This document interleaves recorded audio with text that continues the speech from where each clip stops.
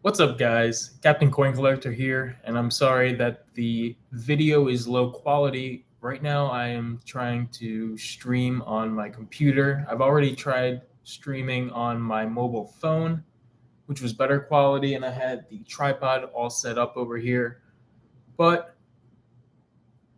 it wasn't working, so this is what I have to work with for right now. So I hope that this is all right. Anyway, guys, I have two boxes of quarters down set over here, and I'm not sure if I could mirror this. I am still new over here to YouTube, so I do have two boxes to try to hunt and fill. Both of these boxes are from Georgia, so I recently came down from New York to Florida, and I did a road trip hunt out of it. So I got two boxes from Georgia. One's from Beaufort, Georgia. The other's from Beaufort, Georgia as well, a Chase and a Wells Fargo bank.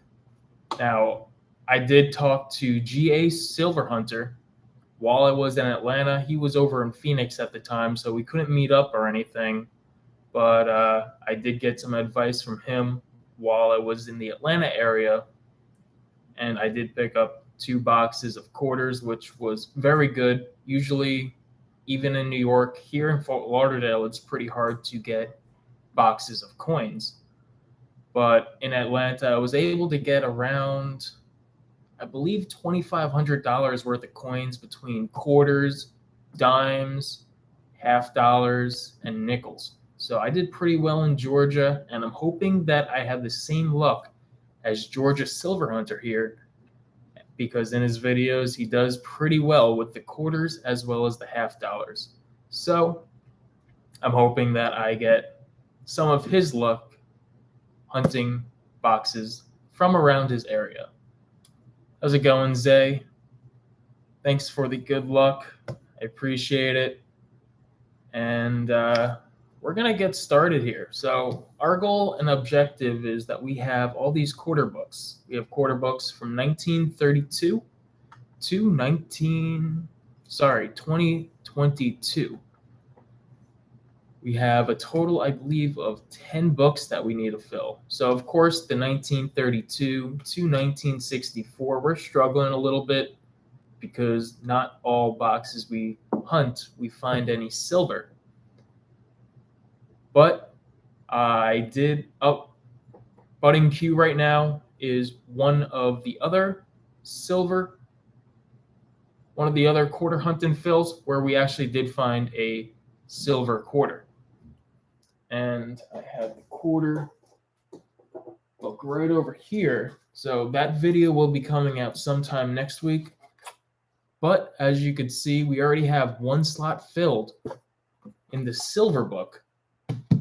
All the other books are pretty much filled. We are looking for a few quarters in this episode, and that includes all Denvers except for the new Ottawa Warren quarter in 2022. So we're looking for, out of these two boxes, a District of Columbia Denver, a U.S. Virgin Islands Denver, 2010 Yellowstone Denver, Yosemite Denver, Grand Canyon Denver, 2011 Gettysburg and Vicksburg Denver, and 2012 Arcadia and Hawaiian Volcanoes Denvers. Now, those are the lower mintage years, so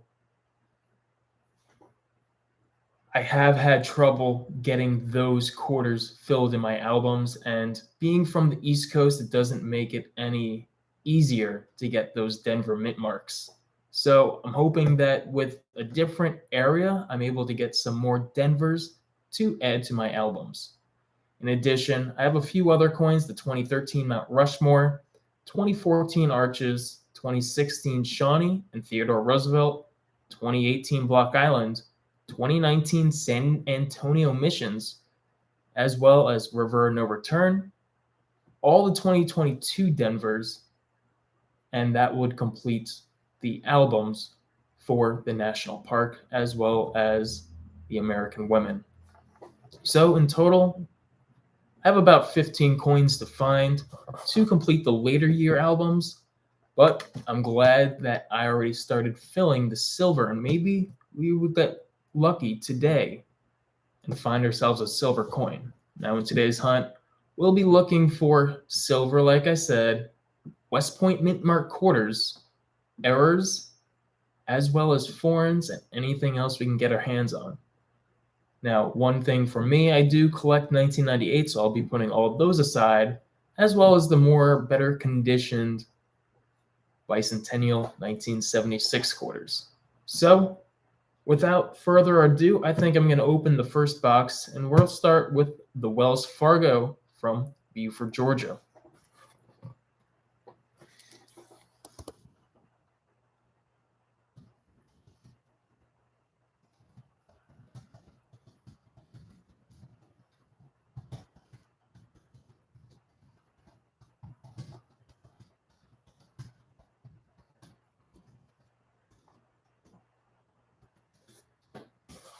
All right, time to open up this box.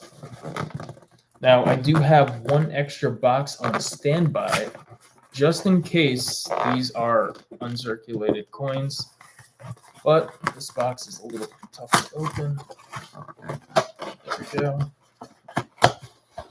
Let's see if this first box is circulated, and we got a state quarter on the end, so that means it is circulated, which is good. So we'll put the other box aside for now. Let's start the hunt.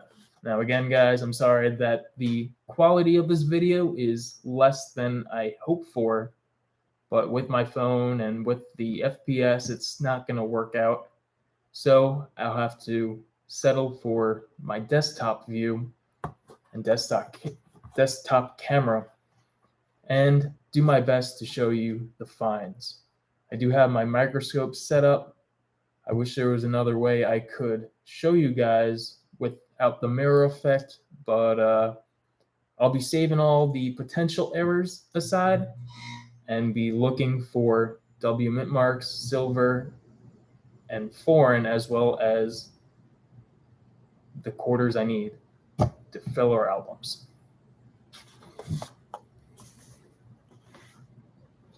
But anyway, guys, we'll go through this first roll and see what we got.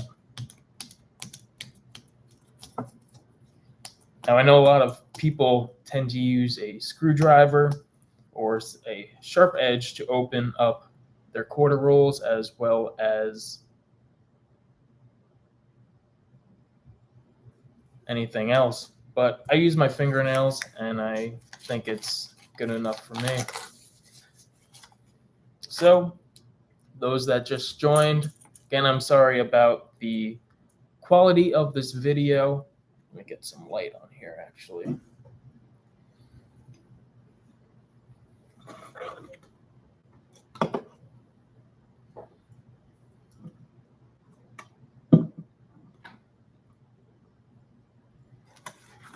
But currently I'm in Florida, and I'm at the training center for my job. And unfortunately, the Wi-Fi is not working for my mobile device, so I'm not able to get the angle that I want to stream with. So I'll be streaming with my laptop today, and hopefully when I get back to New York in about 5 weeks' time, I'll be able to set up my desk with better Wi-Fi and signal so that we can have a better stream. But I appreciate it, Zay.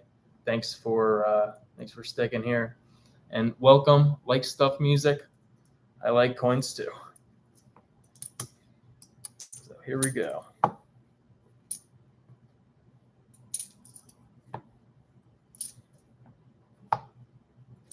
Got a Shawnee Philadelphia.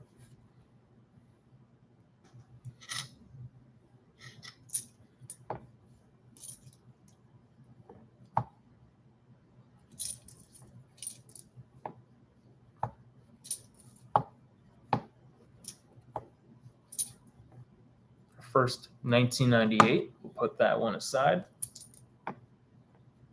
Got the Salt River Bay quarter.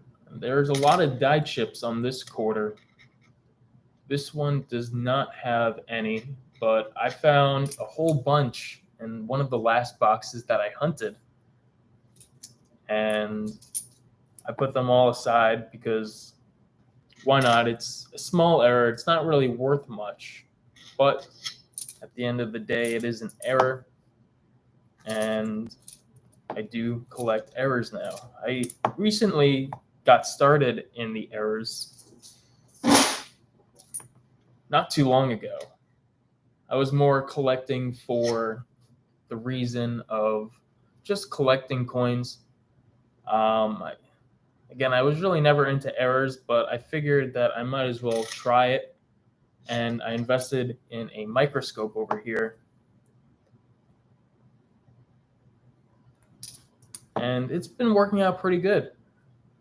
I'm not sure if any of you guys have a microscope that you use to coin roll hunt, but I definitely recommend it. It is definitely a good tool to use while coin roll hunting. Got our first Homestead quarter. The Homestead 2015 quarter, you're looking for snow on the roof or the leaky bucket. And in one of my quarter videos, I was able to find a really good leaky bucket.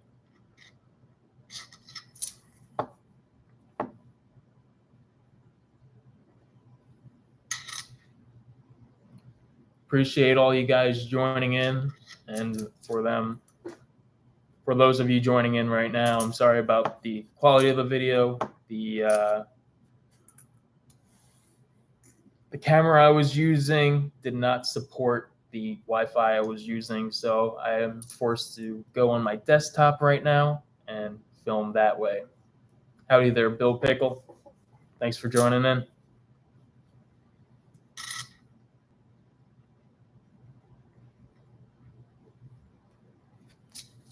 So what I plan to do, since the live stream isn't going as I thought it would, is that I'll probably have a recap video coming out probably sometime tomorrow to show you more close-up of what I found. I have my first error here on roll number 1 of the hunt, and it's on the Block Island quarter. So on the Block Island quarter, there's a die chip on the bird near the top of it. It's a very common error, and it's not worth very much, but it's something to look for, and it's the first find of the video besides the 1998s. So I'm pretty happy about that, but we're still looking for W's and we're still looking for silver. So hopefully on the first live stream, we can find 1 or 2 of these coins. But either way, I think we're going to do all right with filling the book as well. We still have a few of the common years to find. So hopefully we could find more. And I might have my first upgrade. I'll be putting the upgraders or possible upgraders aside in that cup you just saw. I got a very nice condition, Voyagers Denver. I know I was searching for that one for a couple of boxes, so hopefully we have a good upgrader there. Got a first Bicentennial here. Now, with the Bicentennials, you do want to look for the ones with the S mint mark, because those S mint mark Bicentennial quarters have silver in them, 40%. So it's always good to start looking for those silver coins. Got a Wilma Mankiller just now, Philadelphia. If it was a Denver, it would be the first addition to the albums in this hunt. But unfortunately, it's a Philadelphia.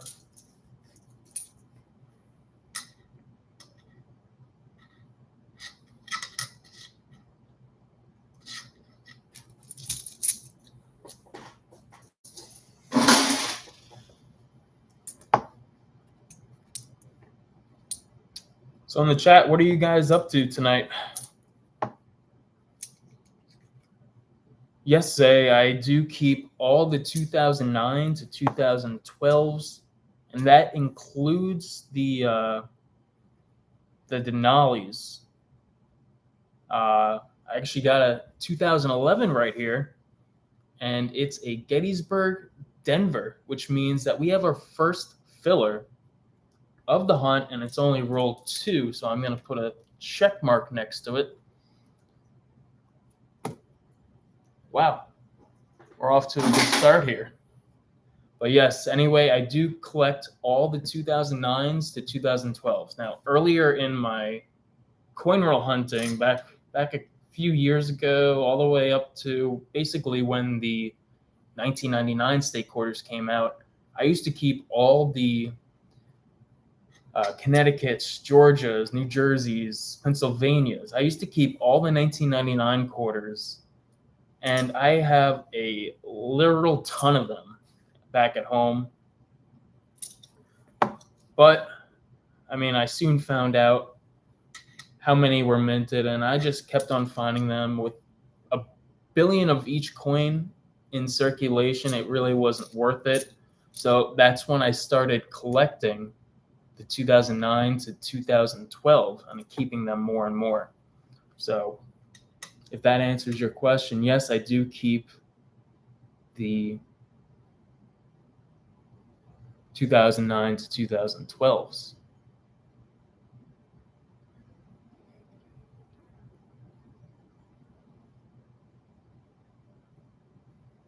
How many weak pennies did you find there, Zay? Just subscribe to your channel today, and I look forward to watching the videos you have posted. And also, when I do get back to New York, I look forward to hearing from you about that box of pennies. So definitely that should be fun. Box battles, I do enjoy watching them on YouTube. And I think it would be a great addition to both our channels to start working together and doing those box battles. On to roll number 3. No silver in this one.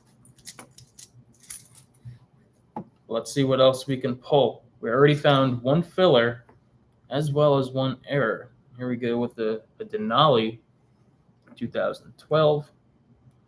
Let's get a few more cups over here.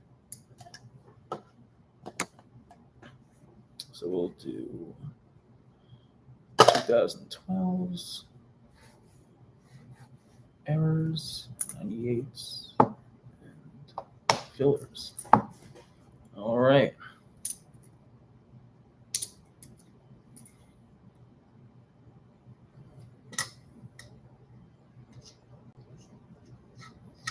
Hope that everybody had a good day today. I myself just got out of class. Like I said, I'm in Florida for the next 1 week after this. Oh wow, we got a good find here.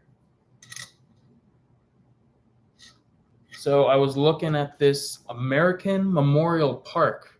I'm not sure if I can actually capture it. I guess that's not too bad of a view, is it?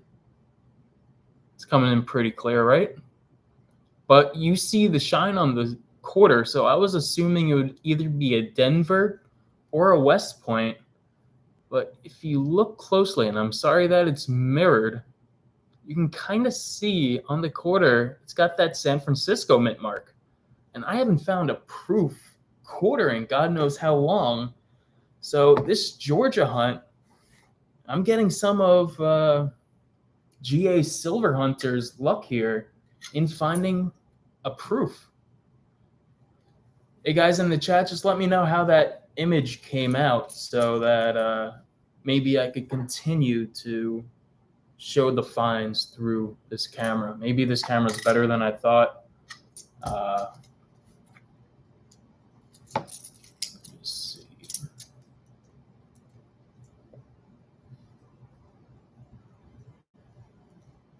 There's a 50 roll customer. I didn't get any on the first one.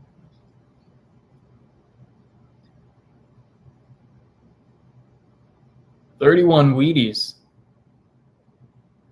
That's a lot of Wheaties. The biggest box that I ever had for Wheaties, I believe I've only found recently, 17, but I definitely found more in a box before that.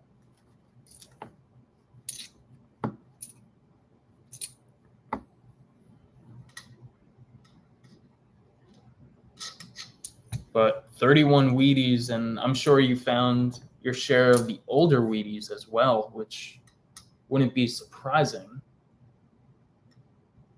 All right.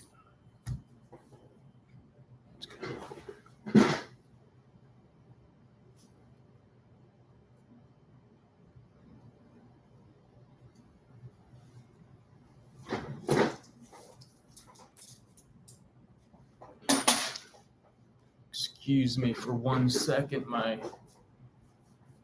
microscope just died.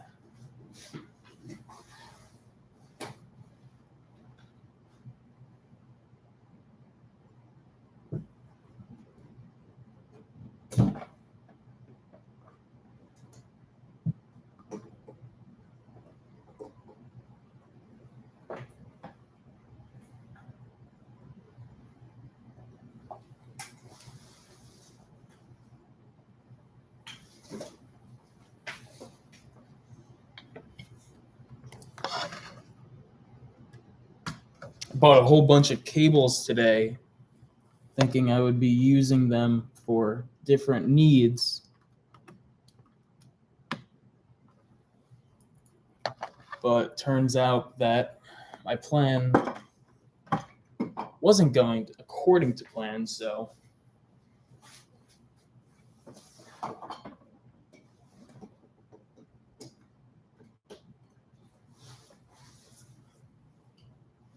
should be all right now. Sorry about that, guys.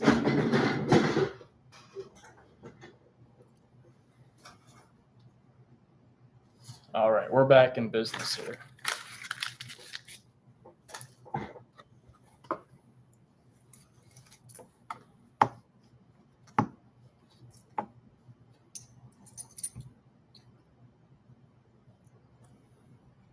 $36 Denver, that's a good one.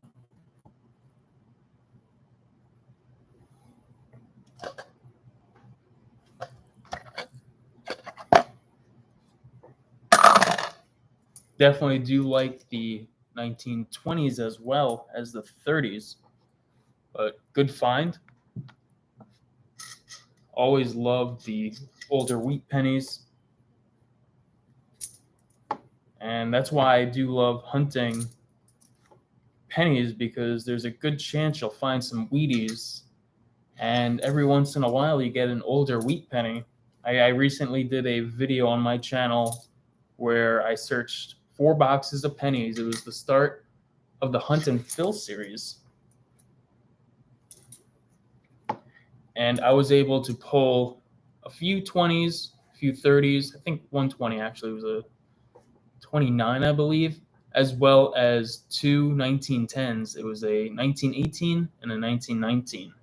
And I recently did find one that was looking like a 1910, but I wasn't too sure. It was very faded, and that video will be coming up shortly. But I did save it, and it is in my blank book. So maybe one day I'll look at it a little bit closer and maybe see if I could read out the date, maybe get another set of eyes to look at it. But it's just too worn to actually tell exactly what it is.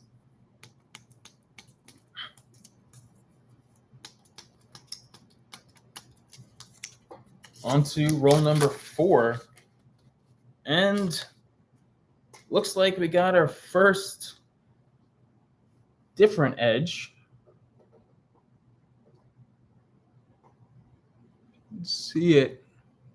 You got a nickel, I believe, inside this roll, and it's kind of like right over there. Got that shiny edge. I thought it was going to be something cool, but instead, we got ourselves a 1995 nickel. Put that over there with my nickels, so we don't need it over here to be messed with the quarters. We're respectful over here. We'll go to the bank and deposit just the quarters, No need to put it back in circulation, that nickel with the quarters. All right, Zay. Well, take care of business, and we'll see you later. It's good talking to you.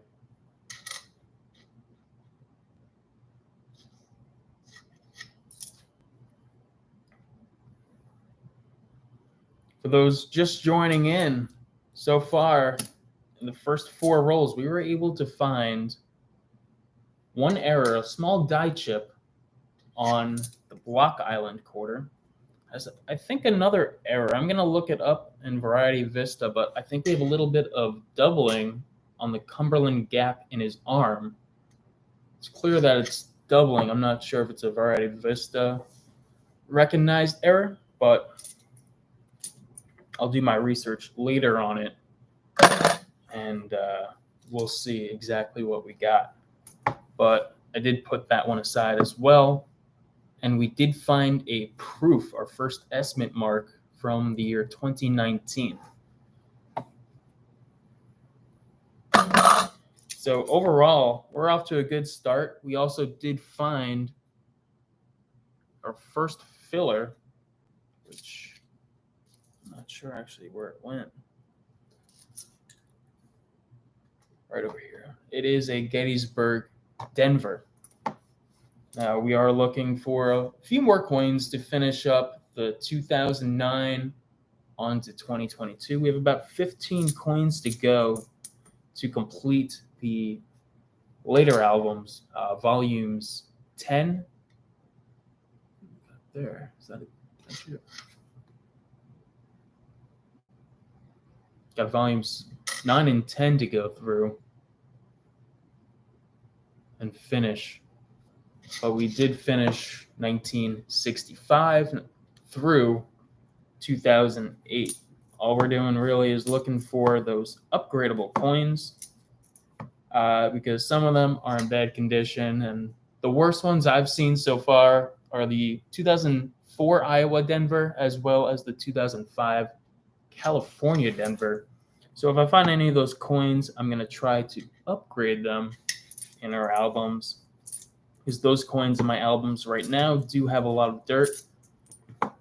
So if I can make the upgrade, that would be sweet. But again, so far we found one filler, and that's the 2011 Gettysburg.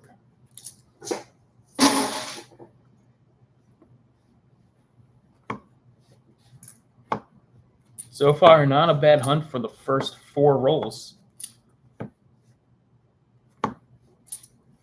Usually in the first 4 rolls of quarters, you really don't find too much, but for us to find 2 errors right away as well as a proof, I think we're doing pretty good. Got a nice and shiny New York Denver. Now, the shinies that I do put aside, I will ultimately keep. You got a 6. Nope. Because one of my goals in my collection, because now that I'm working, I could afford this, is to try to get a roll of every single modern day coinage. So that includes every Philadelphia and Denver mint mark of the United States, Washington quarter, Roosevelt dime, Kennedy half dollar, Jefferson nickel, and Lincoln penny. I mean, I'm sure that it's going to be hard to attain, all like the silver coins, but I do try to plan on buying some junk silver eventually to try to attain this goal. I am taking my time collecting these pennies, nickels, dimes, quarters, and we have an error on the Wilma Mankiller quarter. So here's my Wilma Mankiller quarter, and if I flip it over, I'm not sure if you'll be able to see it, but we got a wart right on George Washington's nose. Now, I will be posting a video about all the finds that I did find in the live stream so that you can better see with the quality. since I'm having issues with my camera right now with the Wi-Fi, I won't be able to do a real good close-up on my microscope. But maybe I could. Actually, no, I have too short of a cable. But I will post a video tomorrow about a recap of the stream and show you exactly what I found. That being all the errors. If we find any W's, mint marks, we find any foreigns or silver, I'll definitely recap everything, as well as show you the books tomorrow. It's a whole process to put everything in the books with all the upgrades, as well as the fillers. I might try to do the fillers live on the camera, but all the upgrades I will show in that video tomorrow. But anyway, guys, that's the third error that we found. We got our next 2011. I do keep all the 2009s through 2012s because they're all low mintage, and most of them are between 20 and 50 million minted of each, which is pretty rare, being that there are so many quarters in circulation today. So that's one thing that I do enjoy to collect, as well as everything else that I collect. And I do tend to collect a lot, but that's the best thing about us coin collectors, is that everybody collects something different. Like, for example, I collect the 1998s, and I'm sure not many people collect 1998 because it's such a common year. Welcome back, Zay. But it's something that I enjoy to collect, and I've been collecting since 1998. I have a whole bank at home basically filled with hundreds of dollars worth of coins from that year, and it's something that I'm not going to stop doing. I don't think ever. I mean, there is one thing I got to do with those 1998 coins, and that is to look for the AM 1998 penny, because in 1998 there's the wide AM variation of that coin, and I didn't know that because, as I said earlier in the stream, I never really searched for errors. I really only searched to collect coins and stockpile coins. So that's one thing that is on my list. Maybe I could find a few of those wide AM pennies, because I do have so much. And even back in the day when I was coin roll hunting as a kid, I was saving all those 1998. So I definitely have a ton of 1998 pennies that I will search. Another thing, if I found a wide AM penny, would I sell it? I'd probably keep the first one and then sell the next one that I find if I find another one. But definitely keep the first one I find.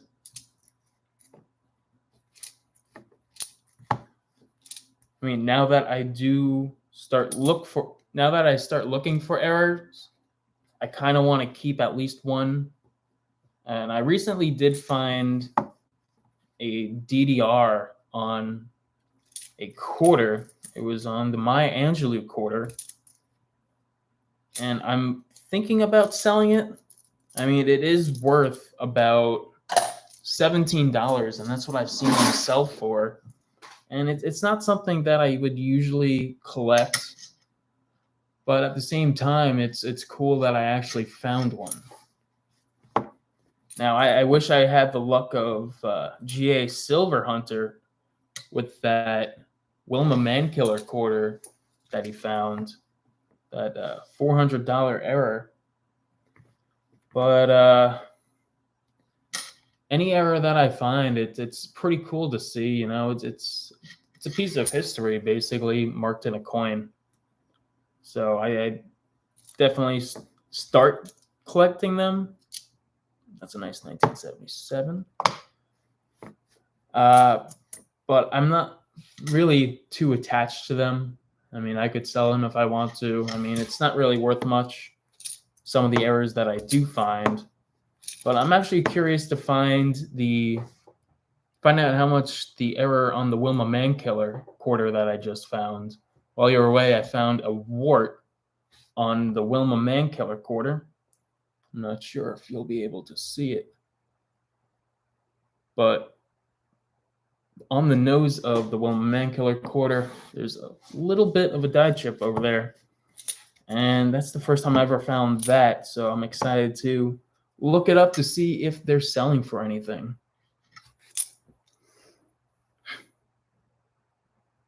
70 drooling Georges, but accidentally returned them to the bank? Wow. That's unlucky, I'm sorry to say. I'm sure you'll definitely find more of them in the future if you keep on hunting. But that's just, oh my God, that's not good.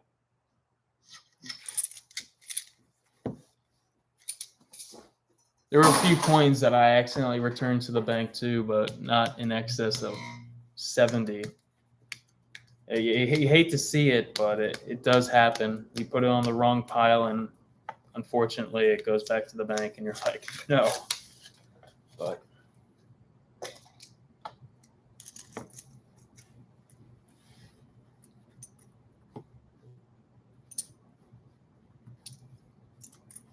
so currently, we've been actually hot on the 2009s to 2012s. We're already up to 4 of them. We do have one Denali though, but definitely saving them and putting them aside. Got a Delaware here. Maybe we got a Spitting Horse. And no.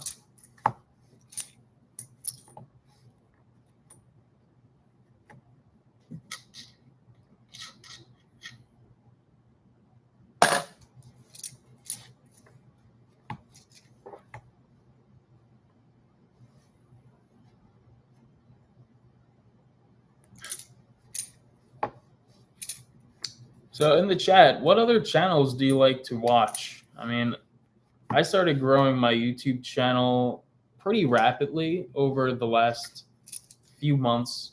I only really started posting again in June of 2022. But I do enjoy watching coin channels on YouTube. And I do like to look for new channels to watch and subscribe to as well, because I find it just so fascinating that a whole lot of people collect coins and post their finds on YouTube. And it's just pretty cool to see what these people are finding. So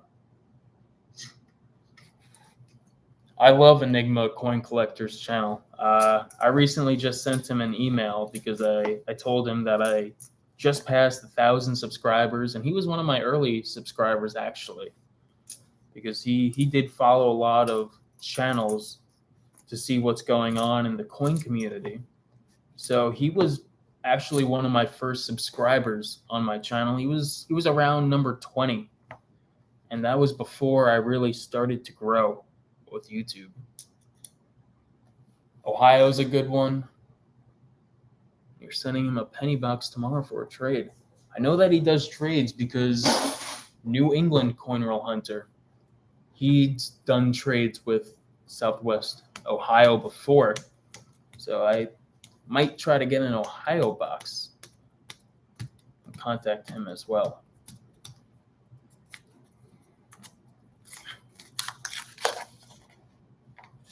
So yeah, Enigma Coin Collector, he's a very good channel.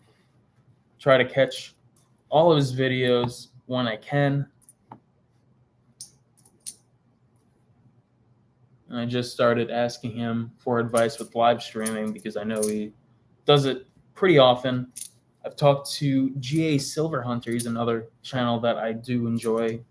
He just crossed the 3,000 subscriber mark, as well as Coin Mojo. He's a very good and informative coin roll hunter and collector on YouTube.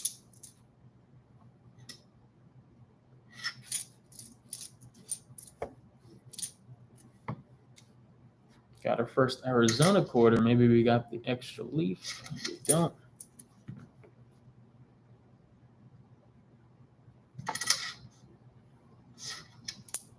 Fingers are already getting dirty, and it's not good because on one of my last videos, a lot of people were complaining about the dirty nails that I had at the time.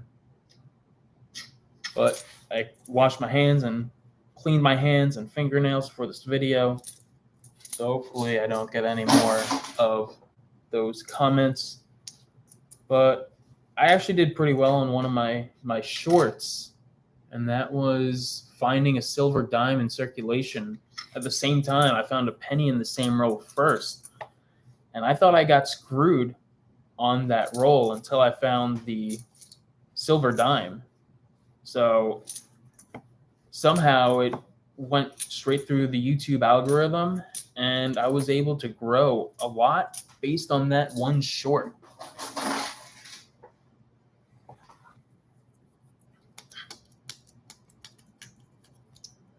Which I'm very thankful for. I really wasn't expecting to grow that fast, but we're already up to almost 1,100 subscribers, which is just crazy to say. That's what I was saying, because how do I find a penny in a dime roll? Isn't it too big? Yes, it is too big, and I kind of felt it when I first went through, and it kind of got stuck in the roll. I'm not sure how that person managed to actually fit it in, but they did. And I thought I got screwed, kind of like this last roll, except I didn't find anything worth note in it with the dime, with the nickel. But the nickel is smaller than a quarter, and it fits in the roll, but a penny in a dime roll, I wasn't expecting that, and I wasn't expecting that silver quarter either. Yes, it was a customer wrapped roll.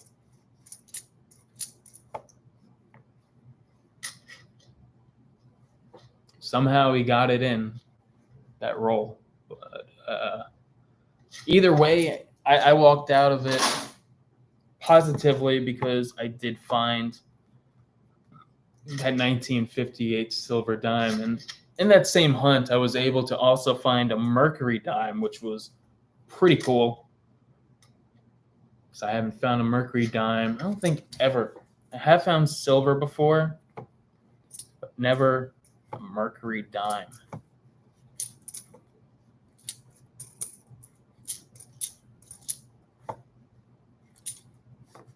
I'm finding a lot of Philadelphias lately, but I guess that's what you expect being on the East Coast. Once had a nickel in a penny roll. I'd assume that it was a customer wrapped roll as well, because same thing as me, it's a bigger coin, and I don't know how or why someone wouldn't even notice, because a lot of people do use the coin tubes such as these to fill their rolls, and a nickel doesn't fit in that, so I'm not sure how these people get away with it, but somehow they do.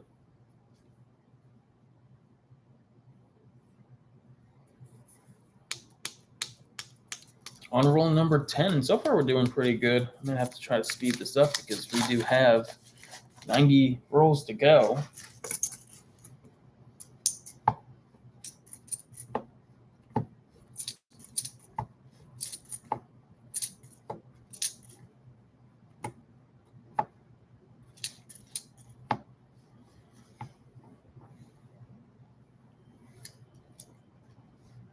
I have been finding those dirty dimes as well in my penny rolls. I think I found 8 once and maybe a $25 hunt or a $10 hunt, but I do find those very dirty dimes as well. I mean, I'm not complaining about how dirty they are because a dime's a dime in a penny roll, but I do enjoy finding those because that's an extra 9 cents per coin. So I have found a lot of Kansas quarters, and that's what I just put my eyes on. And the error that I would love to find is an Godby Rust error. I recently actually went to a local coin shop here in Fort Lauderdale, and I was talking to him because I found a 1999 DDR, and I was searching for the Watt AMs, and I found a DDR, a lot of doubling on the reverse of that coin. I'm like, have you ever found one of these or have any information on these? I'm just wondering because I recently got in possession of one and I couldn't find anything on the internet. I've only found information regarding the Watt AM pennies. So I asked the local coin shop, but they said they really don't deal with errors, and the guy didn't believe in errors, and he's like, yeah, whoever, collects the Godby Rust quarters, it's a waste of money. I'm like, in my mind, I'm like, dude, you're wrong. I enjoy collecting them. I didn't tell him that, but I did walk out of the coin shop with a Morgan silver dollar, just because I was bored, I guess, and I was browsing. I really didn't find anything, so I decided to buy an 1880 Morgan silver dollar just for the fun of it, and maybe I'll turn that into a series kind of like Enigma Coin Collector, in that he buys a Morgan every single month or a peace dollar. And I'll try sharing the finds or the coins that I do purchase from the local coin shops. It's a nice condition. Denver. It's been a while since we found an error of any kind. I don't know if that's an error or not.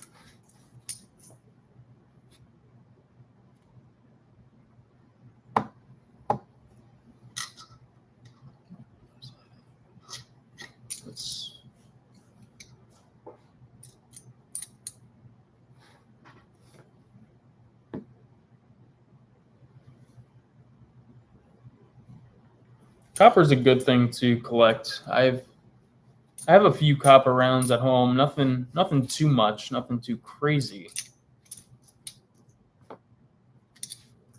But the amount of copper pennies I hoard at home, I mean, it's good enough for me, and it's cheaper than buying the copper round. I have probably now about $150 worth of copper pennies. So that's worth about, maybe in the current price of copper, $3.50 or so. It's maybe around $350 worth of copper there.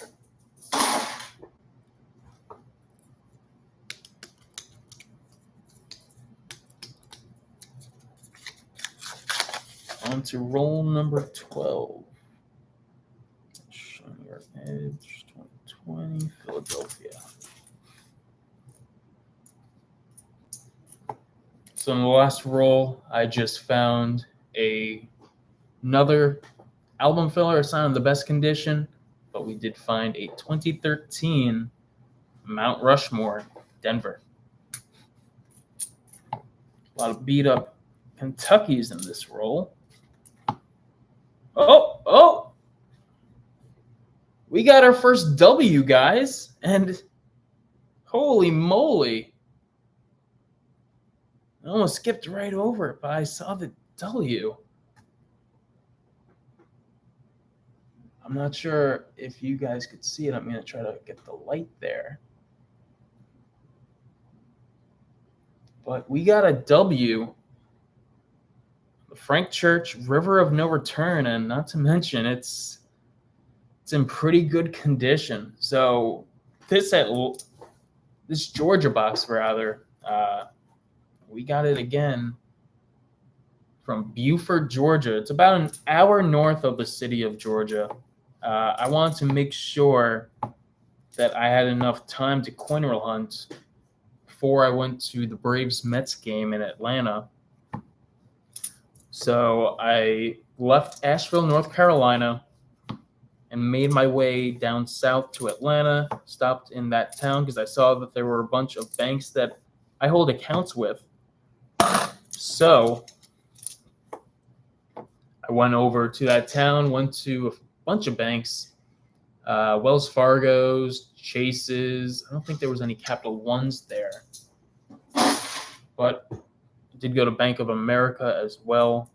Any bank that I do hold an account with, I did visit to see if I can get some coins, and I really did pretty well over there. Like I said at the beginning of the stream, I was able to get about $2,500 worth of coins there in that one town for only hunting for maybe an hour or two. I think it was 2 hours, but I managed to get 2 boxes of the quarters, a box of dimes. I believe it was in Atlanta where I got that. But I did get about $1,000 worth of half dollars. The only thing is, I think they have already been gone through because the edges are like not sealed; they're fractured. They're kind of opened. So I'll have to look into that. But I will be doing a hunt and fill. Either way, if we don't get any silver, it will be good to start filling the half dollar book since I haven't started that series yet. Denver. For those of you just joining in right now, we found a few finds so far, and we're only on our 13th roll. We found a proofa, not intended for circulation, American Memorial Park, San Francisco. We found a West Point quarter, as well as a few errors so far, including a wart on the Wilma Mankiller, which I've never found before. I've seen them online. I just don't know how much they're worth. But overall, I'm impressed of what we're finding so far. Again, in just such a small amount of rolls. There's another die chip on the Block Island quarter. Arches, Denver. We got another filler for the album.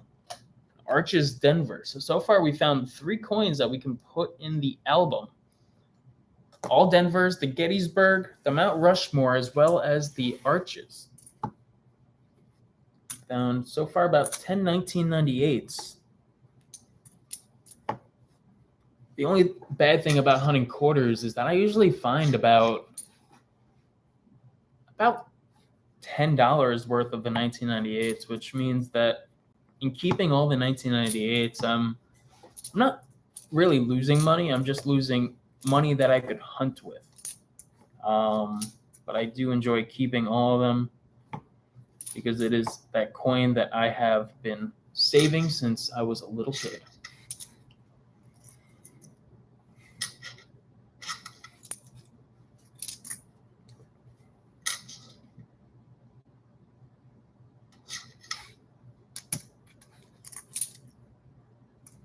No drooling Georges so far.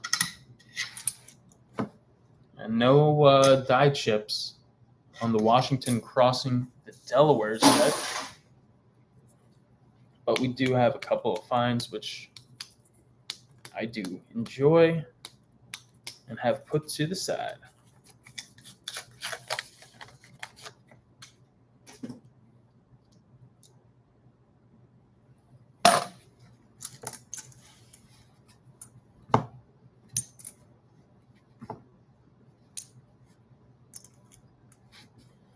All right, guys, so a little bit about me. So obviously I run the Captain Coin Collector channel, but if you didn't know, the reason why I call my channel Captain Coin Collector is because I work in the Merchant Marine. I work on a ship called the Evergreen State, and we are an oil tanker that travels around the Gulf of Mexico and the east coast of the United States, delivering mostly refined product such as diesel, jet fuel, and helicopter fuel JP5 to ports, again, all around the country on the east coast of the United States and Gulf of Mexico, such as Tampa, Jacksonville, Key West, Charleston we do visit. It's a very enjoyable job.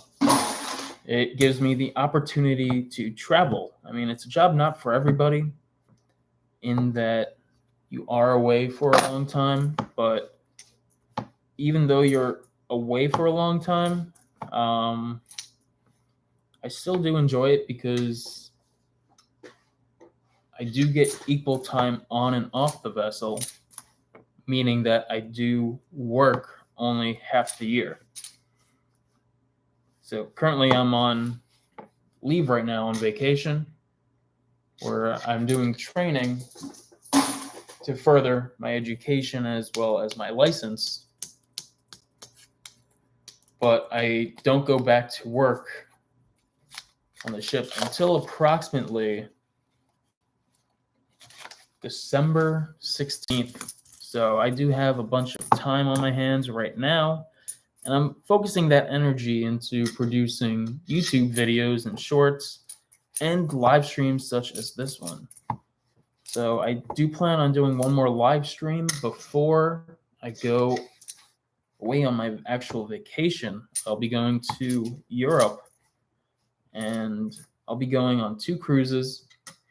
The first cruise with Royal Caribbean, both of them. The first cruise I'm doing is a Greek island cruise, as well as visiting Montenegro. So I'll be going to various ports in Greece, just 2012, as well as Montenegro, and the ship leaves the port of Venice, Italy. So I'm excited. I leave for that trip on Friday, next Friday, October 21st. It's a few hour flight to where I need to go, which is Venice.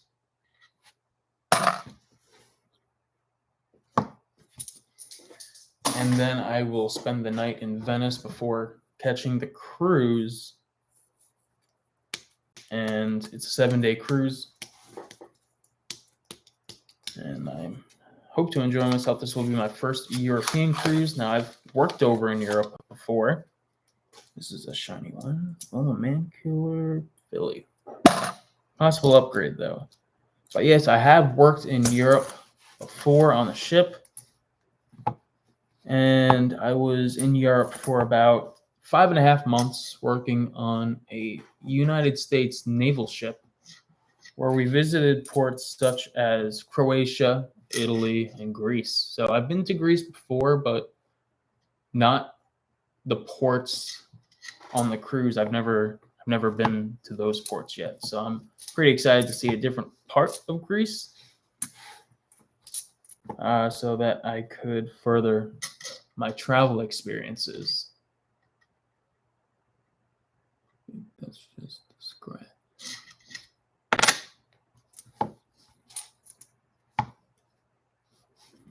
But anyway, I love my job. That's what I thought. It was very mirrored. We got our second proof of the box. Second S-Mint mark. Now, again, it might not show on the camera because it is mirrored, but you can kind of see the glare and the reflection of the coin, showing that it is a proof, and you got that S-Mint mark for San Francisco. And this one is on the back of an Indiana state quarter. So So we got a national park, San Francisco, as well as a Indiana state quarter. Thank you, Zave. This is actually a pretty good box, and pretty surprised. I mean, if my box of my albums had San Francisco mint marked spaces, that would be cool to fill them. But I decided not to go with the San Francisco mint mark albums because it's just too rare to find them. I'd rather focus on the Philadelphia as well as the Denvers. So in the chat, what's your favorite design on the state quarter? I'll give you a couple minutes to answer the question. Indiana does have a cool design, but it is not my favorite. And we got our first Denver Dr. Sally ride, so that's going to go in the book. That's so far 4 fills in this one box, and these are all being Denvers.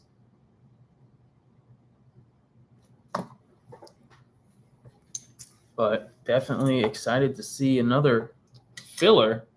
Let's put that in the right pile to begin with. So 4 fillers in this box so far.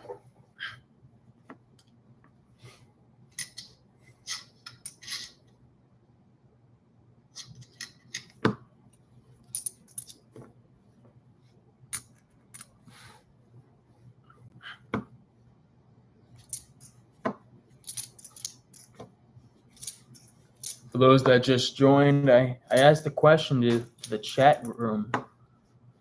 What's your favorite state quarter? The design of the state quarter.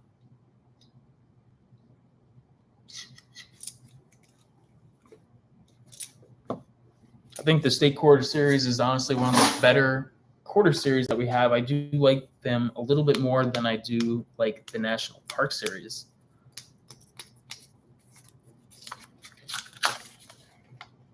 National Park ones are fine, but I think the state quarters well represent each one rather than just a specific landmark.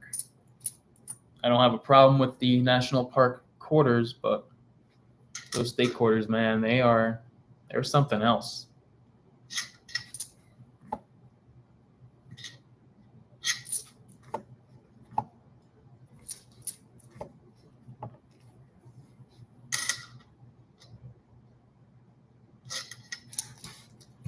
That's right. There definitely are so many, and I have a few that I like better than the other ones. And I think one of my favorite ones happens to be the Kansas State Quarter. Not because of the In God We Rust era, but more so I just love the design of the bison. And one of my favorite coins, actually, in all of United States coinage is the 2005 Jefferson nickel. And the reason is because they did the design alteration. Of course, it was different and it was started in 2004. But I do like the bison on the nickel as well as the quarter. And in 2005, it was both the nickel and the quarter that they put the American bison on. So I thought that was pretty cool. And it's one of those coins that I do collect more than the average one. So Hawaii one is cool. I find it fascinating as well. I like that they did include the whole state in that quarter with the ruler overlooking the state.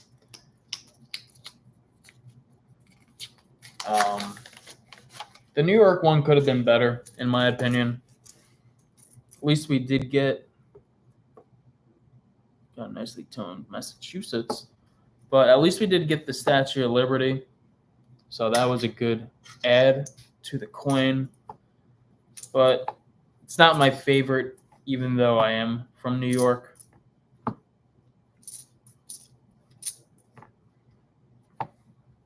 I do like the Wisconsin quarter as well. The Utah and the Indiana are up there. I also like the ones with cool rock formations. So you're talking about the national park quarters as well with the rock formations there?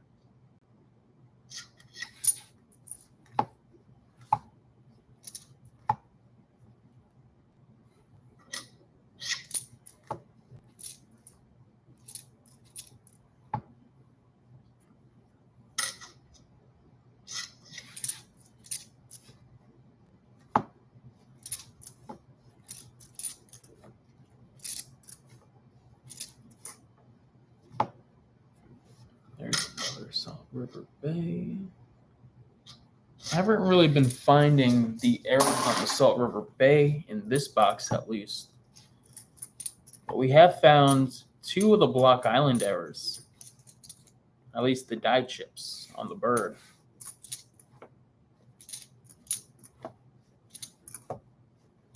As well as a wart on the Wilma Mankiller quarter.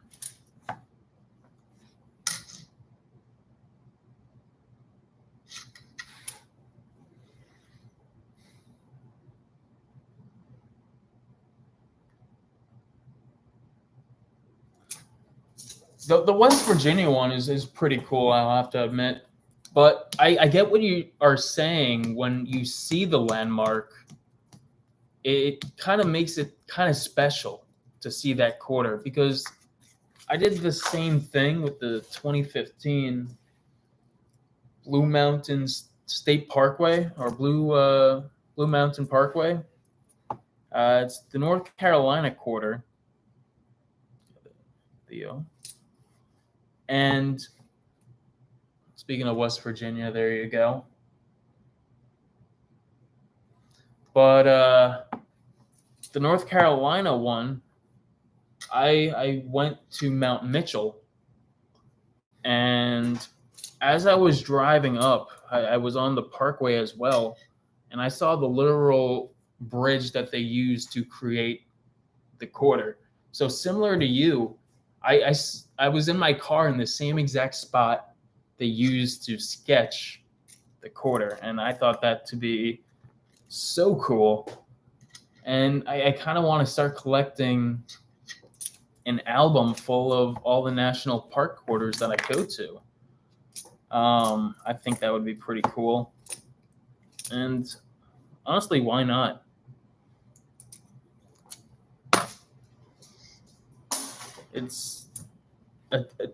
That's why I like coin collecting, to be honest with you guys. It's inexpensive, and it really doesn't lose value. Like, you're only putting away 25 cents. If you really need the money, you could always just cash in some of your commons. Like, in my basement, I have about $500 worth of pennies. Maybe a lot, but I started to collect back in, I guess, 2010. I started doing it. I started collecting the shield cents, trying to get $25 of each one in circulated condition. So I do have a bunch. I think I finished the 2013s, the 2014s, 2015 and 16, and then I kind of stopped at 2017. But I did get a full box of the 2017 Philadelphias. So I do have that in my collection, and I got that actually in January. It's back when those boxes were selling for about $250 a box, which blew my mind. I didn't sell the box, but I did enjoy seeing that it was worth a lot of money at one point, especially 2017. So I was 19 in 2017, which seems so long ago. All right, guys, we got another one. A dime this time, 2022 dime inside the quarter roll. I thought it was just going to be a deformed quarter. It happened to be a dime.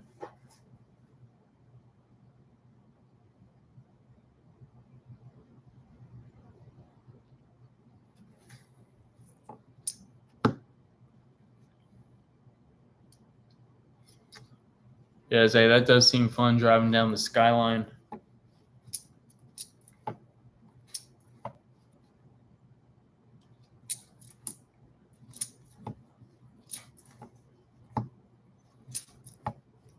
Nothing found here in the rolls for a while, but we did find already in 20 rolls. Did find 2 non-intended for circulation, San Francisco mint mark quarters. So I'm not going to complain about that.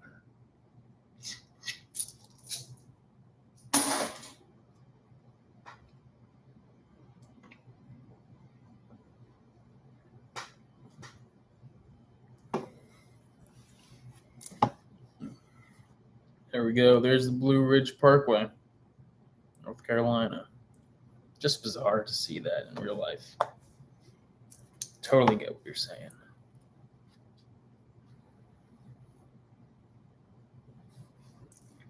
I tried to get a video of the sunset, a time lapse, but the wind kind of took my phone and blew over my tripod while I was there. So I got 2 videos. I got a small, probably 20-second snippet of the time lapse, as well as a 13-minute just straight video of the sun setting, the last 13 minutes. And though it was cold and windy when I was up there, it was something else to see. Being that I am from New York, I'm not from the mountains in New York. I'm from more so Long Island, which the highest point of Long Island is only 350 feet above sea level. And I live about 50 feet above sea level. So that part of the world is very beautiful. I have been over to the West Coast on a ship, and I was able to see the mountains over there, as well as I took a cruise to Alaska, and we went through Denali National Park. So that's another quarter I could add to the collection there. But the West Coast mountains, if you thought that the East Coast mountains were beautiful and you'd never been to the West Coast, definitely take the time to go to the West Coast. They got great hiking there as well.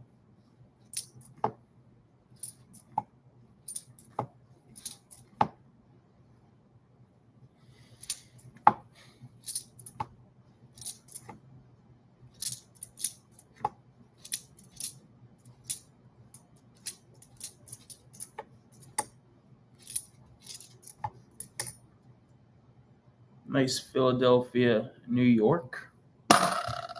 Possible upgrade we got there.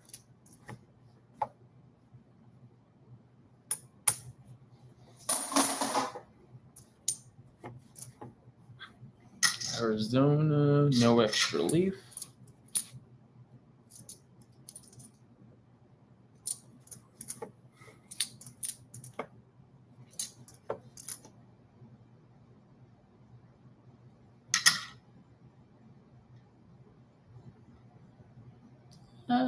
Why not? Lowell, Philadelphia, Cobats, Philadelphia.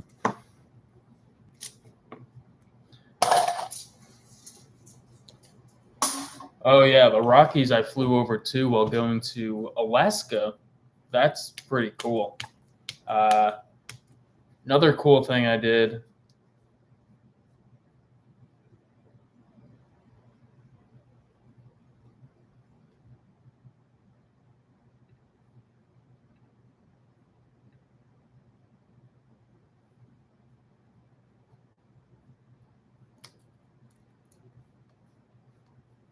Let me show you how to create. And you need this done by. Let me show you how to create an amazing ad. Stock footage. Go to ArtGrid.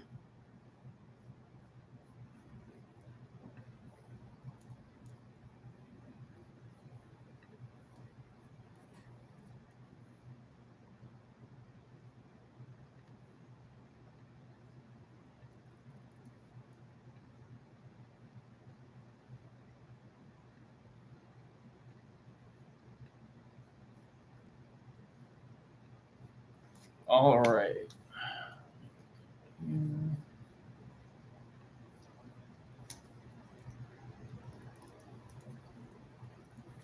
But yeah, I flew over the Rockies once, and something cool that happened was flying over volcanoes in Italy. And I stayed at a hotel with the volcano, Mount Etna, over in Palermo. That was where I did a quarantine before joining my first ship in the Merchant Marine. And I was there for 18 days and just had a magnificent view of the volcano. And it was just jaw-dropping. It was very awesome.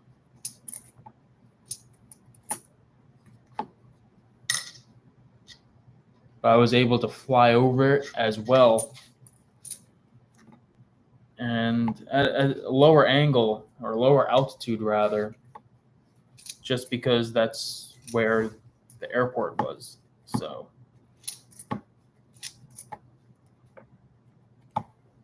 if you ever have the chance to travel, definitely recommend it. Definitely try to make the time to travel. There's so much to see in the world.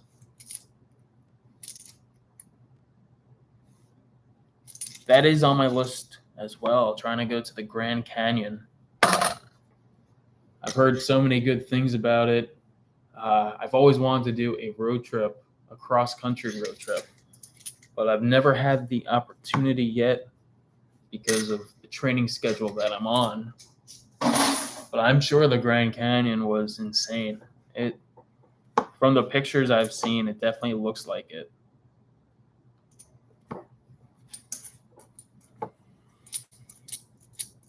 But also in that area, I'd love to go to the Four Corners. States with the Four Corners over there. It's a nice condition, 66.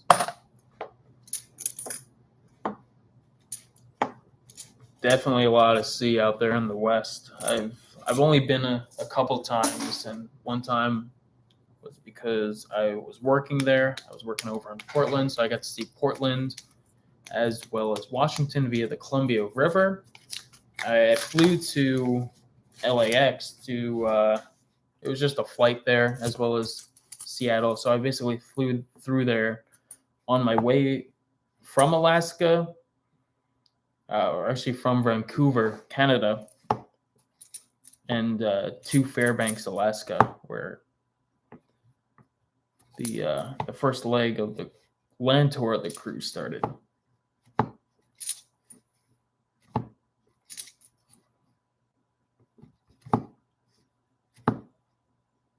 No, I don't need a Frederick Douglass.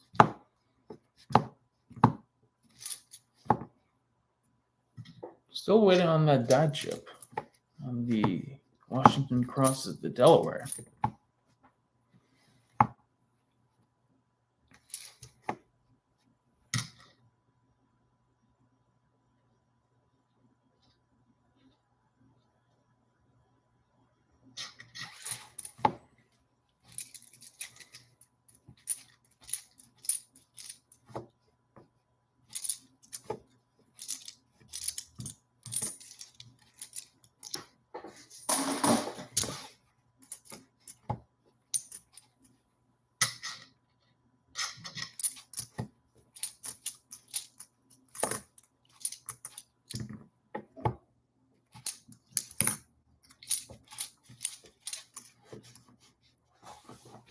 So one thing I'm finding myself doing with these quarters now, something I usually don't do, and that is look at the mint marks on the stake quarters, just in case I have another San Francisco mint mark.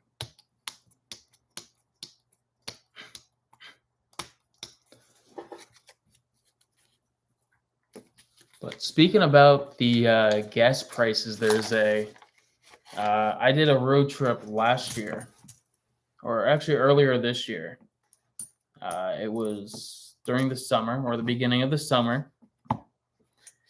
And as I was heading down south, this is when gas prices started to go to $5 a gallon. And this was the start of it, so it really wasn't until the end of my road trip where it just turned to heck. But there I was in New York, and gas was around $3.50. And as I headed down south, gas is supposed to be cheaper. And every single day that I would head on down south, gas would rise about 10 cents per day. And I'm like, holy moly.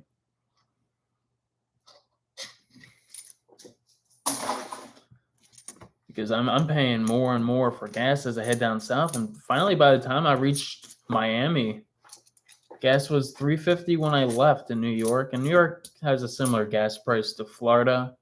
But when I got to Miami, gas was about $5.50, which I thought was just unbelievable. And I mean, good thing, I caught some, $4 gas here, $3 gas there. Nashville, Tennessee did have some cheaper gas. I think I got it for like $3.63 there, something around there. But it was definitely hurting the bank account going down there. That's true with the YouTube videos. That's an enjoyable passion, and I do the same thing. I enjoy making YouTube videos for you guys.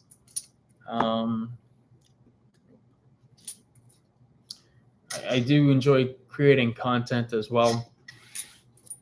I did begin YouTube on a different account, and that was my just regular account for anything and everything. It was, I guess it's not in there, but it was just my basic account, Andrew Perlak.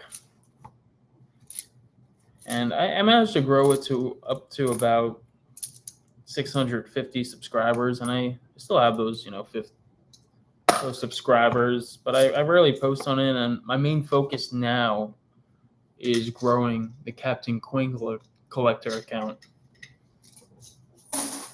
And I really enjoy posting every week and seeing what I could find in these rolls of coins, because you honestly never know what you're going to find. And that's the beauty of coin roll hunting. You got to open that box to really find out what's packed away. And like the cool thing is you never know how, like you see a circulated S Mint Mark quarter and you're like, how many hands has this actually gone through for me to finally end up with it? And there we go, guys. Another nickel. Wow. That's nickel number 2. Miss coin number 3.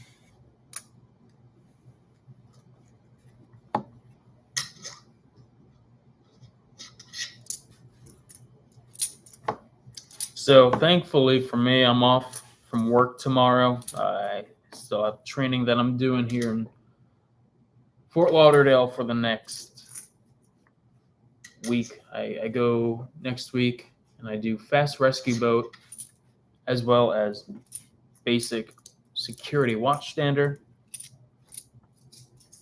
So I could definitely take my time going through these quarters. What's this? You see this indent over here? Wonder what that is.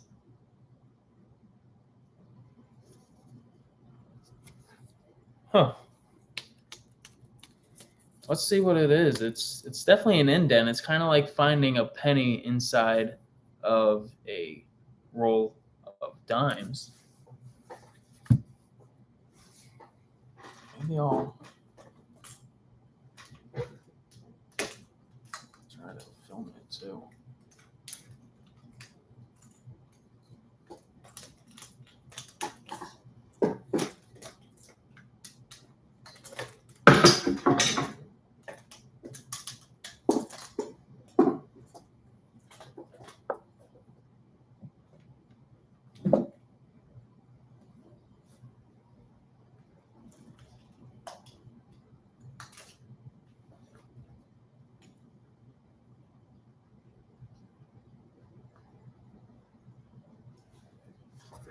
So here we go, guys. Opening up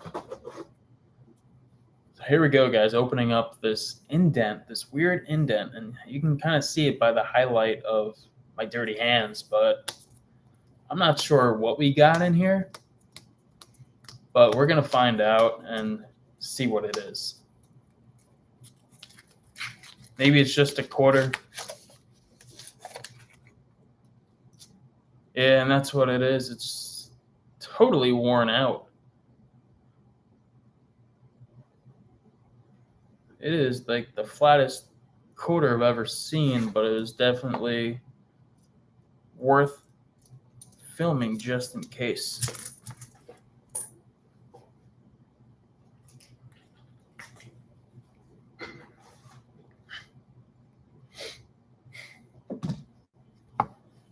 Let's see if we can pull anything else from this roll.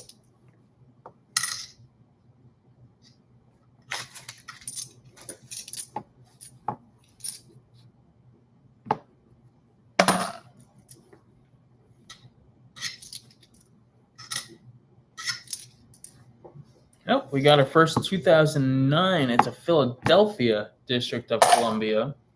I'll still take it, but we need the Denver to fill our books. But definitely a 2009. I do love collecting those. It's nice to finally see one in this box. Oh, and we got our first Washington crosses the Delaware die chip. It's the small little dot in the left-hand corner that I'm used to finding.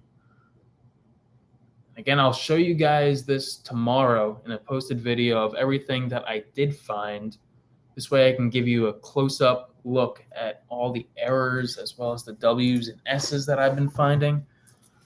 But finally on the board with that first 2021 error. I'm pretty happy now. It's been a while since we actually found something worth noting. So for me to find that error, I'm pretty happy.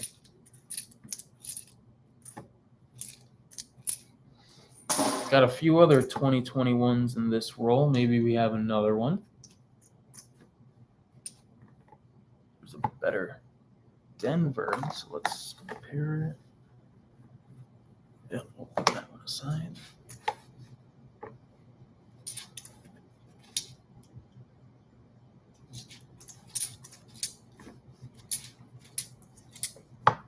And nothing else from that roll. So the Wells Fargo Bank, I believe this is the Wells Fargo, yep. We're actually doing pretty well. We are almost 30 rolls in. And even though we did find 2 nickels and a dime, we've been doing all right with the finds. We've been getting, here's another Block Island error. So 3 Block Island errors as well as the wart on the nose. That's a good and different one that we found. No drooling Georges yet, but we did find the die chip on the Washington crosses the Delaware, so that's nice.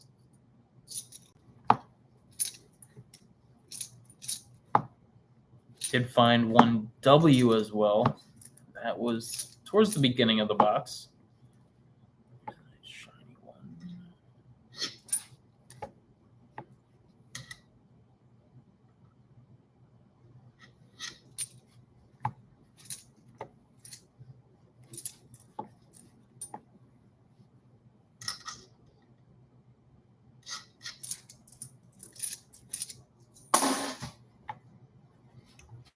The one thing I am dreading right now, being that I am in Fort Lauderdale, I don't have my regular bank that I go to dump the coins, which is a small bank in New York. It's called NEFQ, and they have a coin machine. Their only limitation is that you're only allowed to deposit up to $500 a day through the coin machine into your account. Otherwise, you're charged a fee. There's another die chip on the Washington versus the Delaware quarter. So good to see they're starting to pop up. But anyways, like I was saying, unfortunately, I don't have any coin machines in the area that are free for customers. So I have to start rolling up these coins before I start to leave Fort Lauderdale. This way I have some extra spending money on coins. When I come back up north, I can buy more coins and do more hunts when I get back to New York with these coins that I pick up, as well as just to get the weight out. I remember coming over here and I made several trips because I had 18 boxes of coins and I had to make all these trips back and forth from my car, which I didn't mind. But, Zay's saying that there's no coin machines. Where are you from, Zay? But I do have a coin machine over in New York, and it works wonders. I mean, beforehand it was like a $1,500 limit, but I guess people like myself came there to dump coins. Delaware, nice. I believe I actually had a few. I might have a few here. Customer wrap penny rolls, because when I was in Philadelphia this past summer, I did go to Delaware and do a little coin roll hunting, and I tried the Delaware pizza, which actually wasn't too bad wherever I was. I think I was somewhere in northern Delaware, but I really can't tell you the city I was at unless I looked at a video I made at one point, basically trying the pizzeria that I was at. But I did go to bankroll hunting a little bit in Delaware. Here we go with another indentation in the roll. I've only really passed through Delaware. I really never stayed there. I stayed at the rest stop because I didn't feel like paying for a hotel or an Airbnb. So I did stay overnight in Delaware, but I've never really actually went to visit Delaware, which is something I should do because it's so close, and I'm sure there's plenty to do there too. I guess I gotta find the time to do it.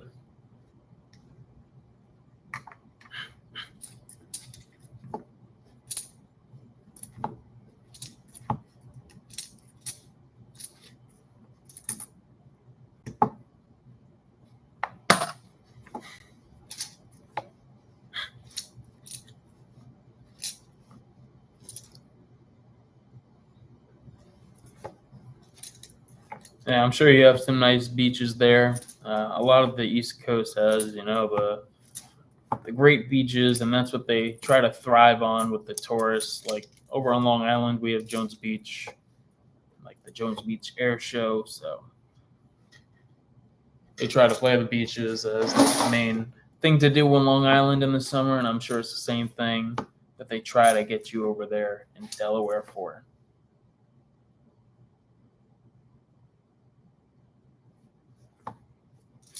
I'm sure there's things to do in Delaware other than go to the beach. But as someone who likes to travel, I bet there's things you can do in Delaware that you may not think of. It's kind of like being from New York, You've been there, you've done that so many times that you really don't think that there's much to do. But like even going to like the big city, like New York City, there's definitely so much to do as a foreigner. And by foreigner, I mean from out of state.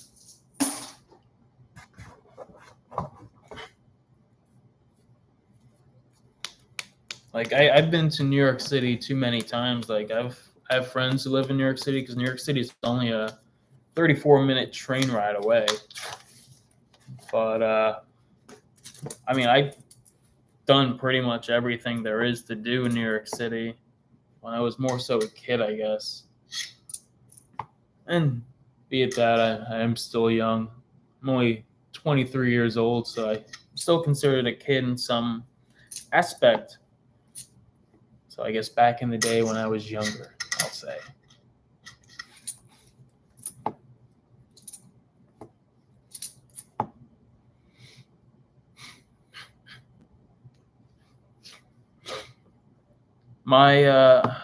So you're saying you love Washington, D.C., and my brother now, he lives in McLean, Virginia, which is about 20 minutes from Washington, D.C. We got a first dive chip on Salt River Bay. Minimal dive chip, but still, good find. But yeah, he lives over in McLean, which is 20 minutes away from Washington, D.C., and he loves it there. He's like you, been to Washington, D.C. so many times, and he just enjoys it. He's a partier too. You know, there's a lot of things going on in the city. And I've been there a few times myself, not nearly as many times as my brother now, but definitely a cool city to visit. A lot of history there. That's something I do like as well. Here we go, Vicksburg, Denver. Did we find the Vicksburg already? No. We got another addition to the album, a Vicksburg, Denver. That's number 5 of the hunt to actually fill the book. And again, I'll be showing those in a separate video since I don't have the proper means to show you on this stream because of poor Wi-Fi, but maybe I could show to the camera to show you just how shiny it is. You can clearly see it's a nice coin, and it's not as circulated as some of the other coins I've been finding from the same era of 2009 to 2012, the lower mintage years. So pretty cool coin.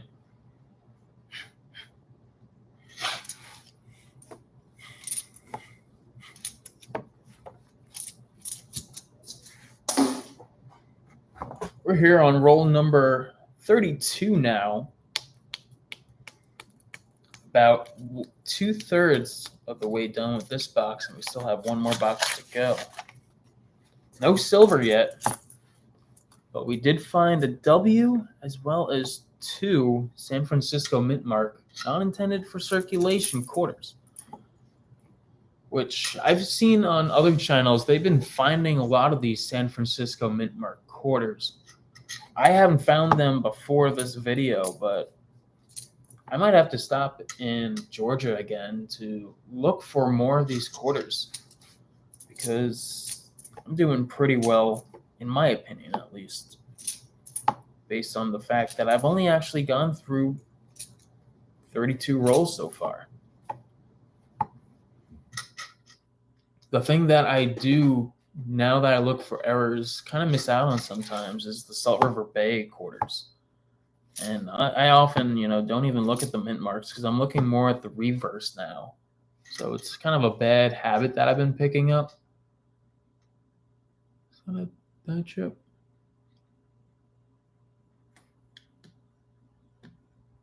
Maybe. We'll put it aside. But I had a bad habit with that now. That I'm looking just for the errors, that sometimes I see it and I don't even look at the mint mark. Here we go, District of Columbia, Philadelphia.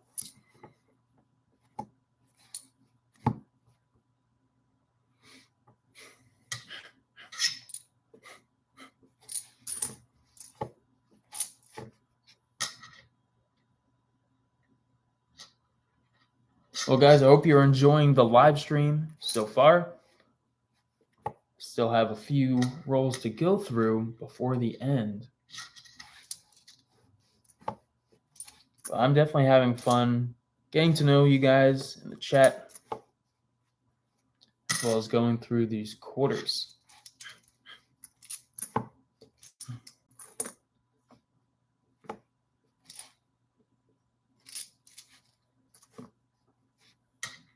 I'm not sure about copyright or anything, so I'll look into that about maybe adding some music to the background. But I'm having fun, and I hope you guys are too.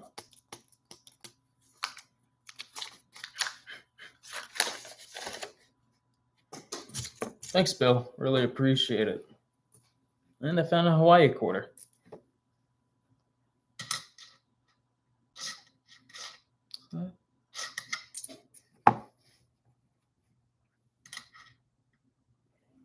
So again, this is my first ever live stream on YouTube, whether it was from this account or my old account. So again, I'm sorry about the technical difficulties. I meant to start it at 7 o'clock Eastern time. But unfortunately, with the technical difficulties of my mobile phone, I was forced to start it later, and I wasn't even sure if it was going to work on my laptop. But luckily it did, and I was able to get the stream started. We've been streaming so far for an hour and 42 minutes. This isn't too bad. I don't have anywhere to be tomorrow, so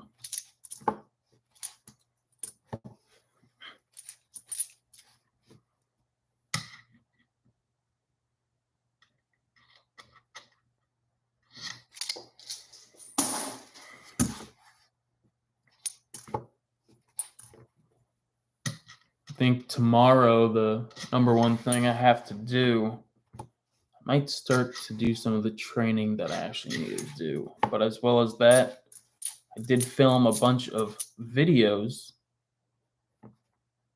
The Hunt and Fill series for the pennies as well as the nickels. I went through about 4 boxes of nickels while I was here. So I do have some videos to edit, and I'll be posting them throughout the month. So I'll be trying to plan it so that I have content on Tuesdays, Thursdays, and Saturdays while I'll be in Europe. So I do have a few more videos, not only film and boxes to go through, but I also have videos to edit so that I'll be all caught up by the time I get back to the States. Maybe I can do a couple more videos, post them so that when I do come back to New York, I'll be in good shape. And one thing that I do plan on doing, I'm not sure how feasible it is, but you know how channels do Vlogmas? I kind of want to do a Coinmas challenge where I'm doing a box every day for the month of December up until Christmas. So that's 25 boxes, 25 days.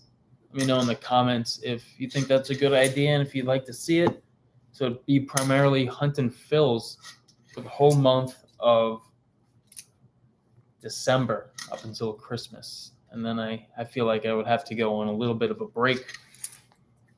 And I will, because I will be going back to work, like I said, in the middle of December. So let me know if you think that's a good idea, if you'd like to see that happen in the future.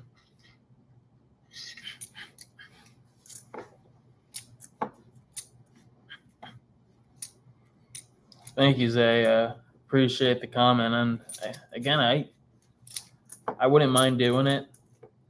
Definitely would need a lot of interest in it. But even if I don't get the interest, I just love making videos and sharing them on YouTube.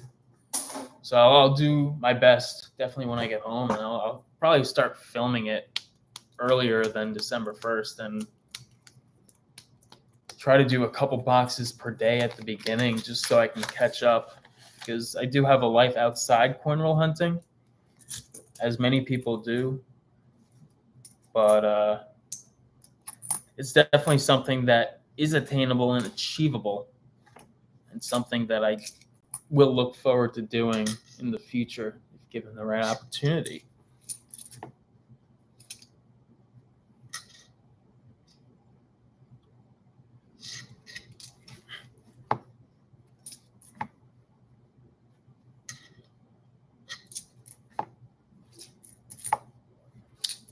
Been passing a bunch of 2020s lately. No more Philly. I mean, no more of the West Points yet. Few Denvers, but mostly Philadelphia's. There's another 1998. Salt River Bay. We got no error on that.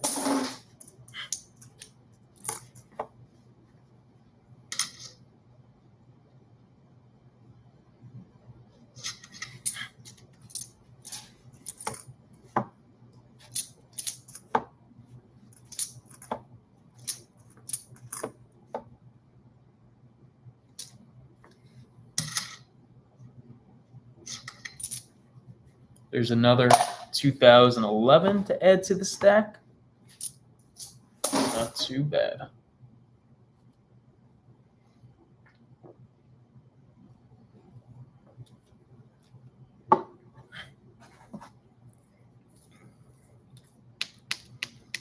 So I haven't seen any enders yet, but not really expecting enders on rolls of quarters. It would definitely be pretty cool to see a silver quarter in this hunt. That would make the third silver quarter that I would find this year. I found one in a customer wrapped roll so far, as well as one on episode 2 of the Hunt and Fill series, which will again come out in I believe I have it set for October 23rd right now. I have a few other videos coming out before it, including another episode of going through my grandpa's coin collection, as well as a couple other videos. So I'm excited for that to come out, as well as the Hunt and Fills. So stay tuned for that. That'll come on my channel shortly. And like I said, I do try to plan to post videos every Tuesday, Thursday, and Sunday. I think that's a nice and evenly spread amount of videos. I might try to do another live stream next week on Wednesday. But we'll see if I have enough coins to do so. Yeah, it's pretty hard to get boxes in New York, actually. But what I've been finding out that some banks, like Capital One, is my number one bank. It's the bank that I do the most business with. But they're unable to get me even a roll of coins sometimes. It's pretty hard for me to do that.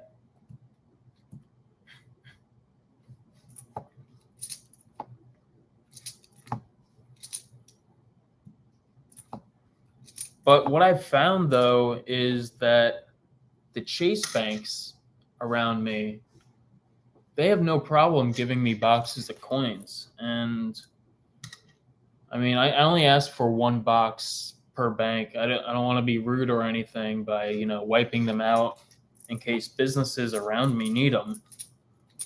But 9 times out of 10, the Chase Bank works in my area. Definitely not in this area it works. Yellowstone, Philadelphia. But I'm not allowed to order coins anymore from any of my banks. I'm not allowed to order $2 bills from Capital One anymore, which I'm kind of bummed out about because I do enjoy spending and seeing people's reactions to getting a $2 bill. I'm sure you guys probably spend $2 bills before. I'm not sure if you guys collect them or not.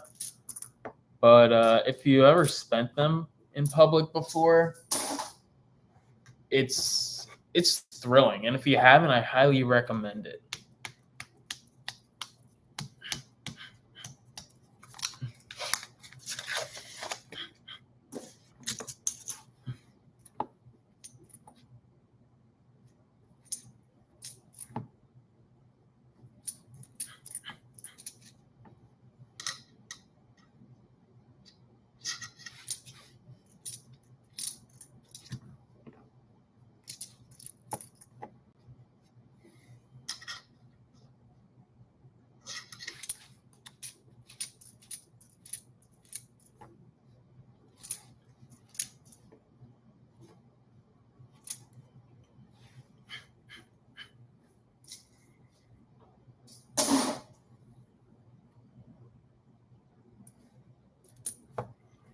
Yeah, I had luck with Wells Fargo up until one point. They're like, "Do you have an account with us?" And I was like, "No." And then they said, "Yeah, you need an account. Otherwise, all we can give you is like $50." So I was on the ship at the time. I decided to open an account with them just so that it's easier for me to coin roll hunt on the ship because there's a Wells Fargo pretty much all the ports that I go to. And Capital One isn't in the South, at least for right now.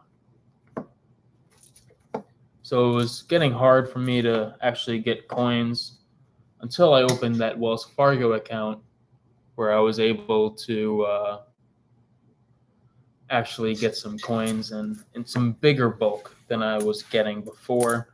And that's actually where I found my my silver dimes while on the ship. Yeah, they've been giving me, some of them are a little bit stingier than other ones where they have like a $20 limit on coins or a $40 limit. But I went without an account to Wells Fargo, and I managed to get like $200 my first time. But yeah, it depends on who's working that day. It depends on the location, whether or not they even have coins. I was in Richmond, and the Wells Fargo had plenty of coins, so I just got a box of nickels. I mean, I had an account at the time. This is coming down to Virginia. I think I posted. Oh, shoot. This one just popped out of nowhere. We got a Voyagers San Francisco. Hands are pretty dirty, but look at the shine on that coin. San Francisco.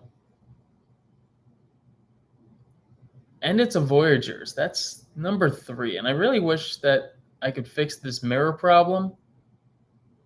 But maybe if I don't want to click anything, but maybe that's more experimenting for another day. But we have the stream working. That's the most important thing. But we have number 3 on the San Francisco, and that one is in really good condition.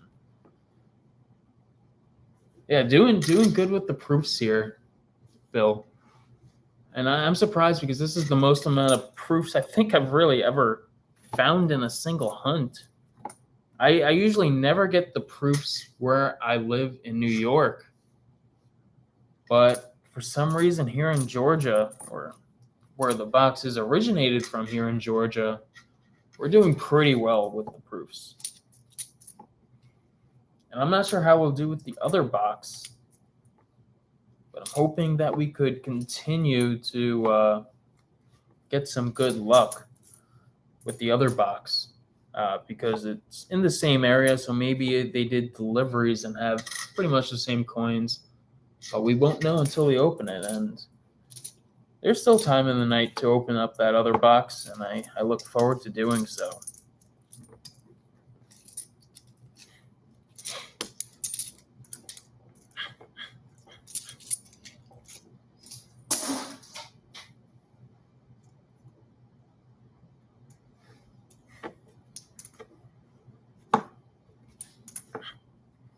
Yeah, definitely play out that young card there, Zay. I remember going to the banks when I was younger. I think I started coin roll hunting more. I probably started actually coin roll hunting when I was about maybe 7 years old, somewhere around there. But it's a hobby that was passed on from my dad to me, and that's where my love of coins came from. Because my dad's dad, my grandfather, he was a coin collector, and here we go, guys. We got another nickel in this roll. Wow, that's the third one.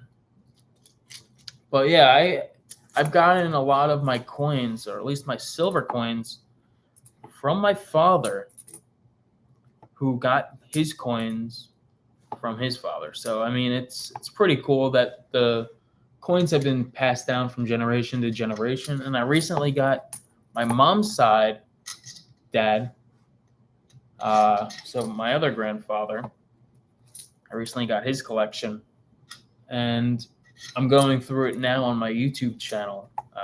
There's a playlist under my channel where you can catch up on it if you want to see it. But it's a pretty cool collection, and I still haven't finished going through it all, but lots of cool stuff and lots more to share. I mean, currency, coins. I even have gold coins, which is pretty cool. Like use my dad also has a bunch of baseball cards that, I mean, some of them were given to us, the children. Others he sold. Like he had Mickey Mantle cards. I basically started collecting the commons, which were the year sets, like the Dunras 1990s, Topps 1990s. So nothing really worth too much is what I was really collecting. And I mean, I enjoyed it.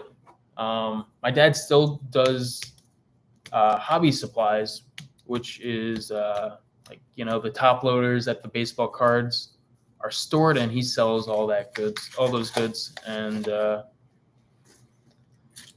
we do all right with that small little business.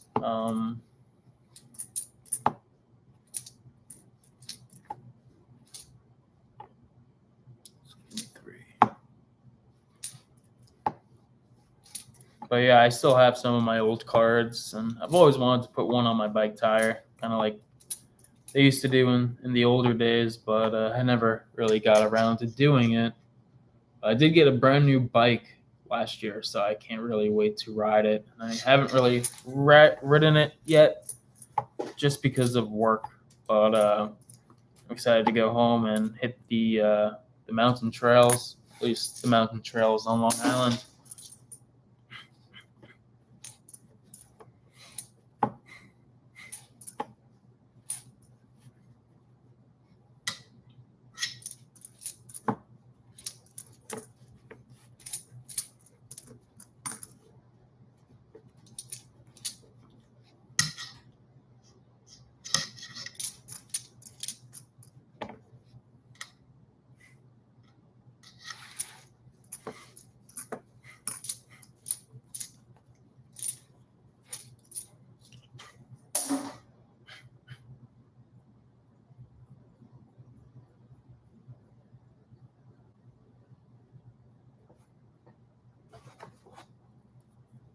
I am sorry for the lost Thursday. I would have loved to meet my grandfather. He died well before I was born, and like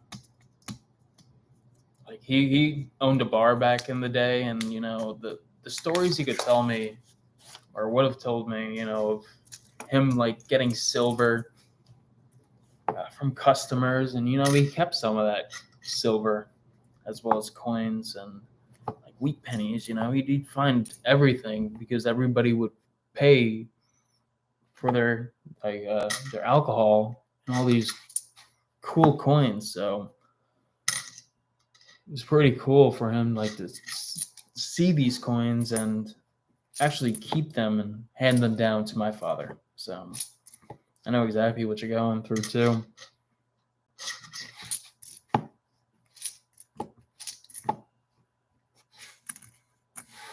But the memory lives on through my parents, and that's all we can do, right?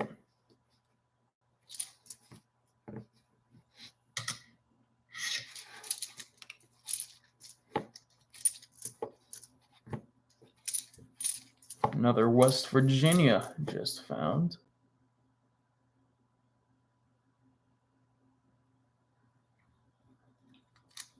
Very nice Thursday, yeah.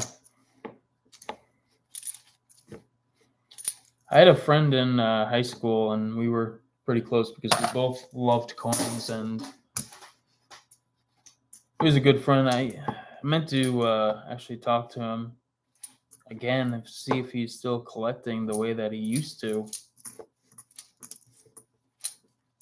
So it'd be cool to see if he's continuing. And he went kind of like a similar field as me. He work somewhere in the maritime industry, not on ships or anything, but more for cybersecurity. So kind of cool that we kind of clashed on our jobs and all that. But he was definitely the bigger coin collector that I knew growing up in school, at least high school.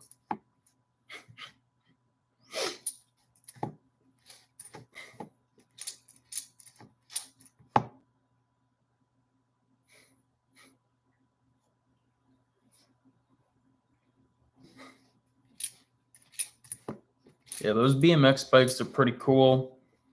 Just be careful on them.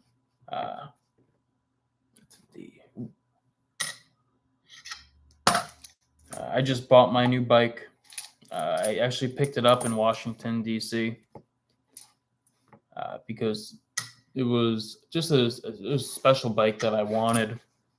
So I made a trip out of it, drove all the way there, met my brother in Maryland because he lived in Maryland at the time. Picked up the bike, went on a nice trail, enjoyed it. It's one of those 29-inch wheels. It's a Specialized bike, Specialized being the brand. But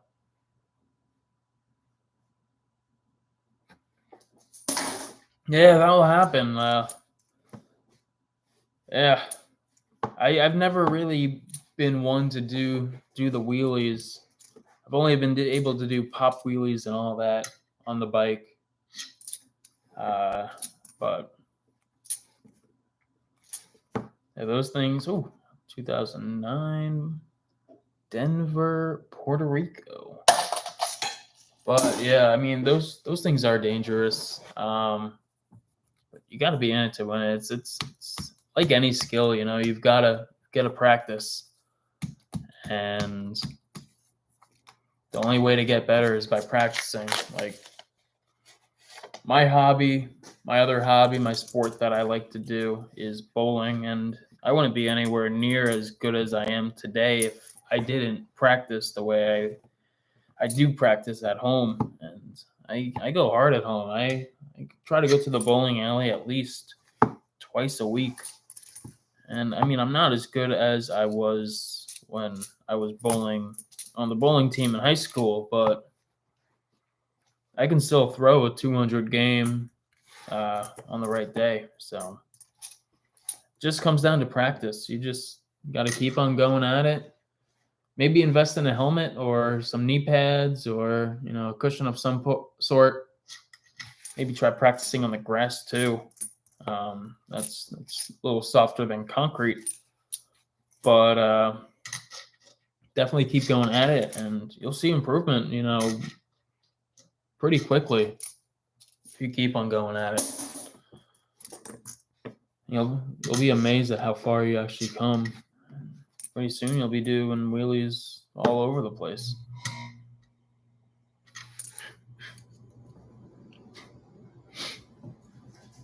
Oh, I love jumping the curb back when I was a kid, and I still love doing it now. You know, you get a Lime scooter, and I'm not saying to do this. That would be a bad advice on me, but jumping the curb on a Lime scooter, that's honestly very fun and dangerous, but fun.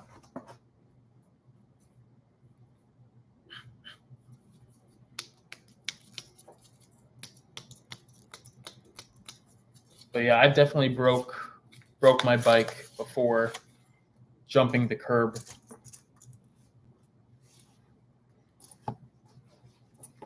Damaged the seat pretty badly. Popped a few tires. Broke the frame. But it's all worth it eventually.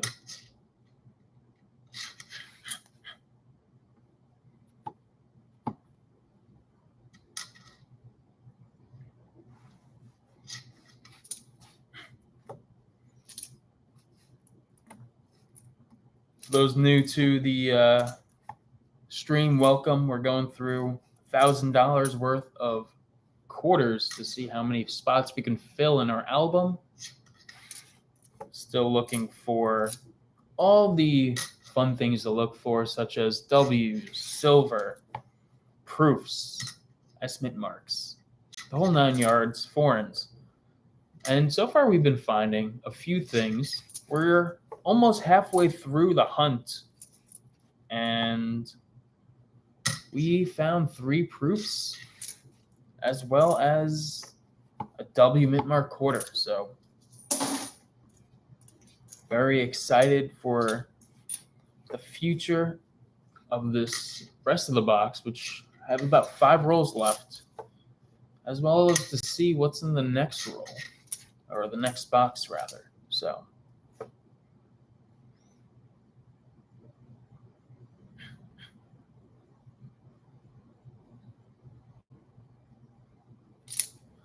yeah, no, I fully understand you there, Zay. I've done, enough damage where, the cost was on me from then on. And even though it did get expensive, I guess I learned my lesson where, I can't do all these tricks all the time. But now that I have a job, I'm a working man. I mean, I could afford hobbies a little bit more. And that's what I did with buying that bike.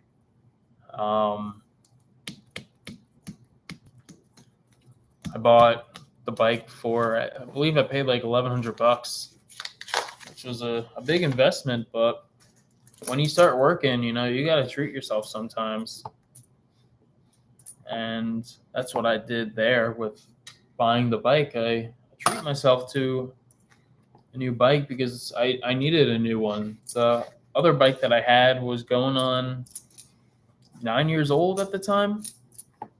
And I put thousands upon thousands of miles on it because I always rode my bike when I was a kid. That was my 13th birthday present. It was a new bike. I maxed that bike out to where, kind of really wasn't even worth it to have it anymore. I mean, I loved the bike, but it was time to make an upgrade, and I did it.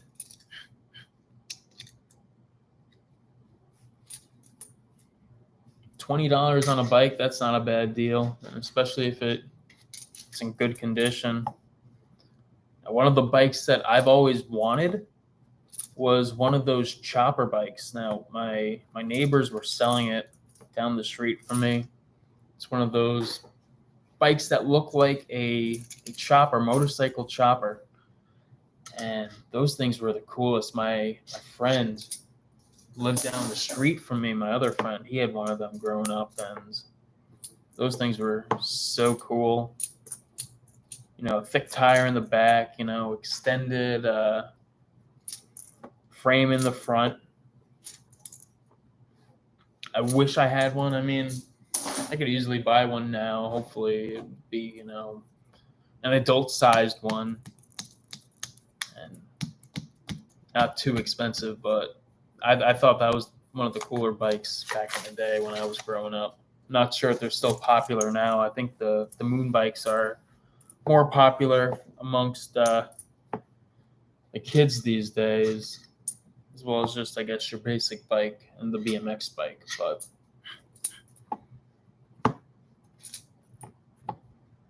that's what I loved when I was a kid with the bikes.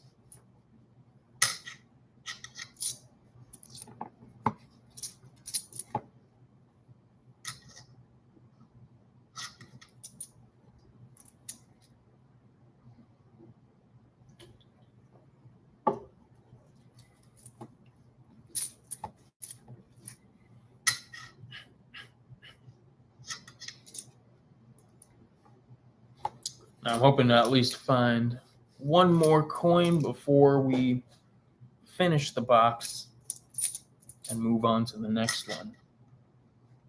Whether it be an error, W, a silver, it'd be nice to find at least one more. But if not, we did pretty well. And I'll try to update the numbers if I can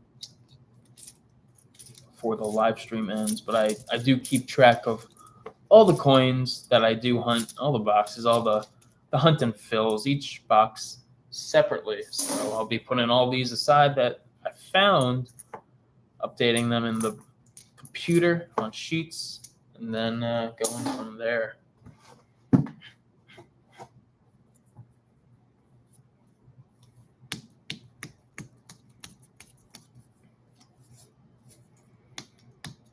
Yeah, back when I was a kid, my grandparents had a house in Pennsylvania, and we had all the go-karts, we had a moped, diesel moped. That was fun to drive. We'd go like 35 miles an hour in Pennsylvania. Of course, the streets were empty, and we were under the age of 16, but we just used it for recreational use, and it was a blast. Really had fun driving those things around. Sure, you get to if you're friends with this guy, you get to enjoy those scooters and go-karts as well. But definitely fun to drive those things.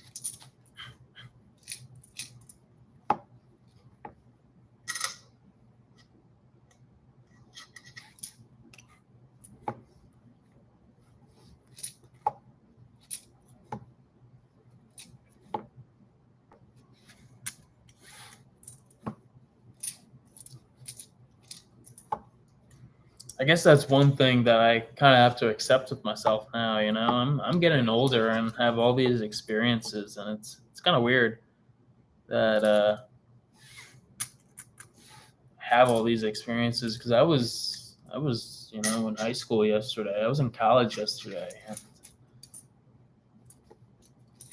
it's kind of weird how short life is. You gotta really spend your time wisely and do everything you can. Just YOLO. You only live once.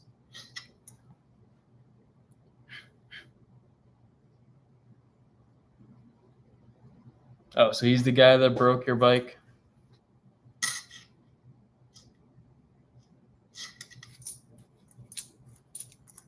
Yeah, I think he does owe you, I'm sure you're a cautious guy,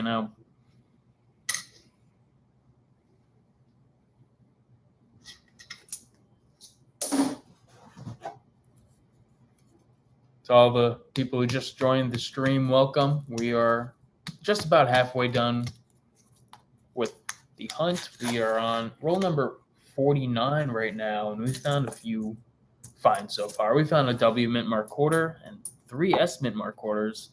That's the extent of the bigger finds that we found. Found a few errors, as well as a few coins to fill the book. So overall, so far, we're doing pretty well. And these boxes that we're hunting, they are not from my home state or the state I'm in right now. They're actually from Georgia. When I did my road trip, passed through Georgia, and was able to pick up a few boxes of quarters along the way. That's what I'm hunting right now. Those quarters from Buford, Georgia.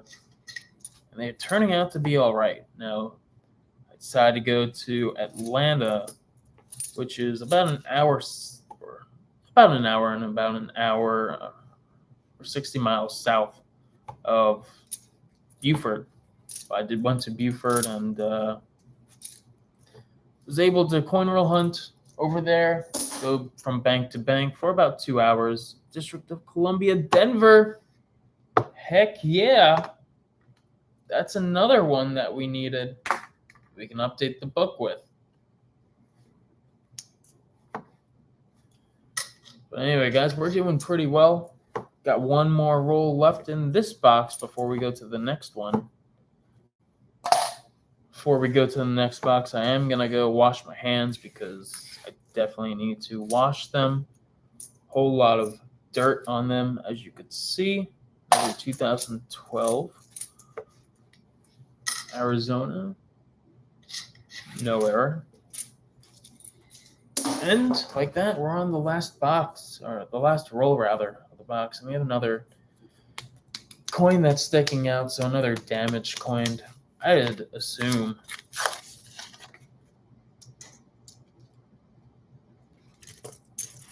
Here we go. Let's see if we got another error or anything. Definitely put aside a bunch of potential upgrades to the albums.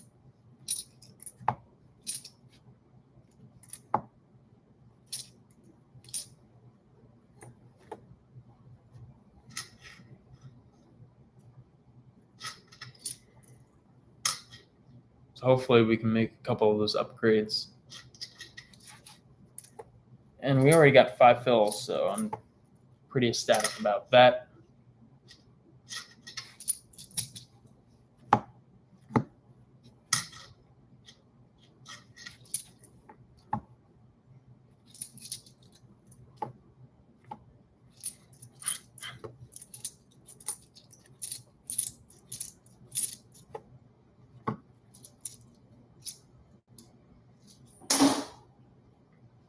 So there's have you considered trying to live stream as well on your channel? I see you have a lot of videos posted on your channel, and I can't wait to go through them to see how Delaware has been treating you. But do you plan on doing live streams as well on your channel?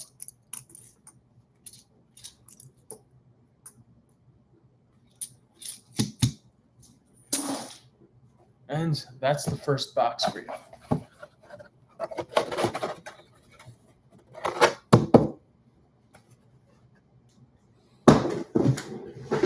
All right, guys, I got the second box here. Hopefully we have another circulated box here. Otherwise, I'll go to the other box that I have. And still a lot of 2022s and 2021s only. Oh, we got a Oklahoma here. So, and we got some older ones. Just the enders are mostly the newer ones. So I'll be right back to go wash my hands, and then we'll continue with box number 2 with a quarter hunt and fill.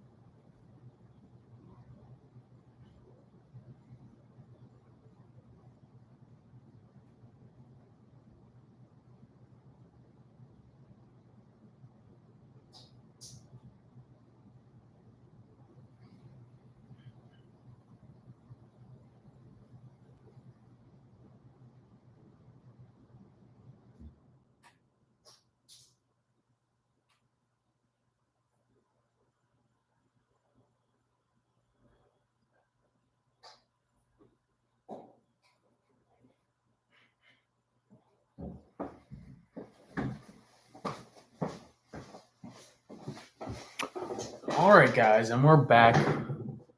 Now I'm going to go over just, I guess, a few of the numbers. 1, 2.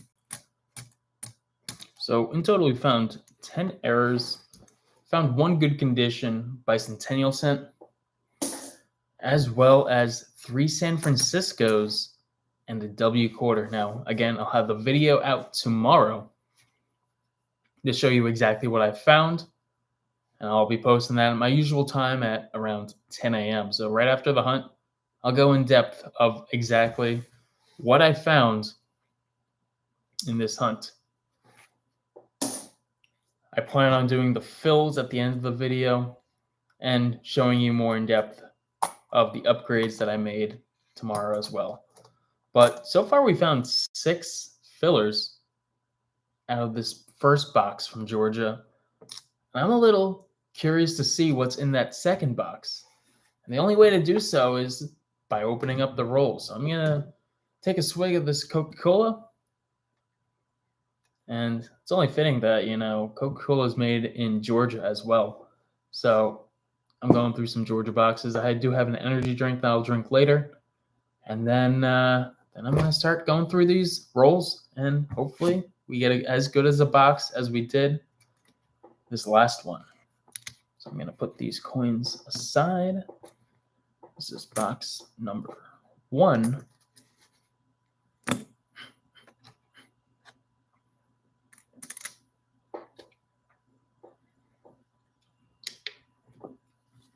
Oh, I would love some silver there.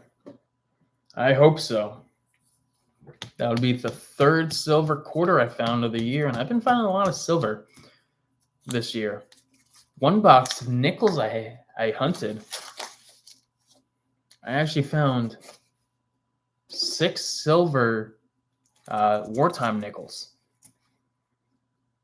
That's just a shiny Wilma Mankiller. I thought we had another S there on the first roll, but just a Wilma Mankiller. But I was able to find 6 silvers in a nickel box, and that was part of the first hunt and fill series that I did. And in addition to that, those 6 silvers that I found, I also got my first Buffalo nickel. It's a 1920 Philadelphia Buffalo nickel. And I definitely need a Buffalo nickel album. I ordered about 40 albums to do these hunt and fill series.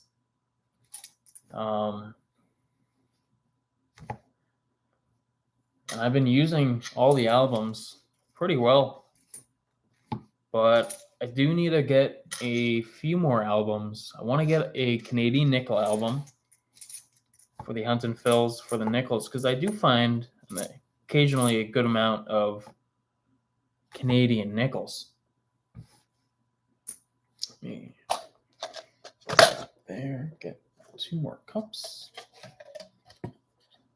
I do want to get a Morgan silver dollar and peace dollar album.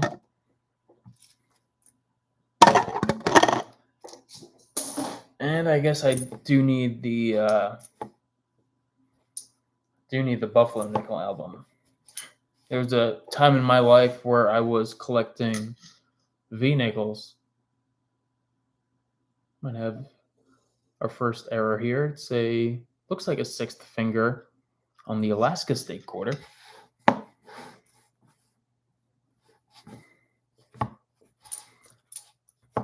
But anyway, there's that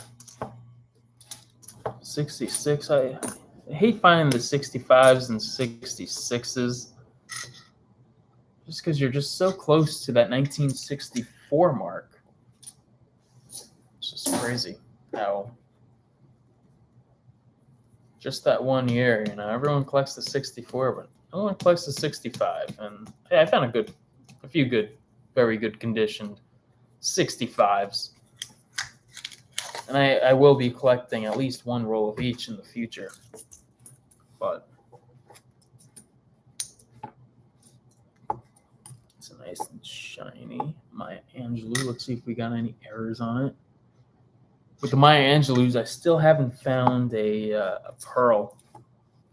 But But I did find that one error. And I believe Coin Mojo did point out what specific error it was. I think it was DDR01. So that was definitely a good find in that box that I hunted. I believe that was the first hunt and fill that I did with the quarters.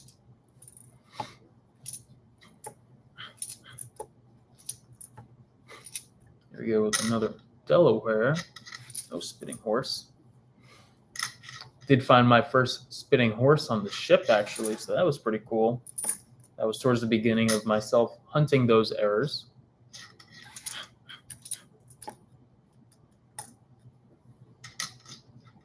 Now, if I do find a silver, I need, like a good catchphrase for when we find the silver. But I don't know what that catchphrase is going to be. I know some people say Silva, but I need something specific for this channel, Not trying to copy anybody here, but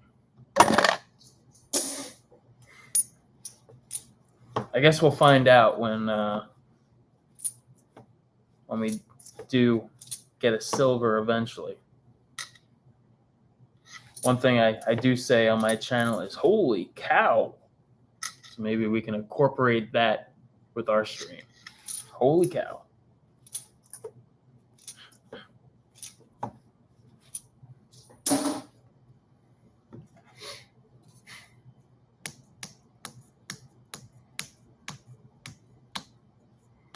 See, I was like you when I was your age, I was never into the errors, but for the amount of coins that I'm searching through now, especially with the channel, I might as well try to find as many errors as I can, and maybe one day even like just sell them, I mean, I do occasionally find the extra leaf on the Arizona State quarter. As well as find the Washington crosses the Delaware die chip. So, I mean, this was a really good investment. I paid $170 for my microscope, and I really love it. I love using it for my videos, so it was definitely one of the best investments for the channel, and I just love using it.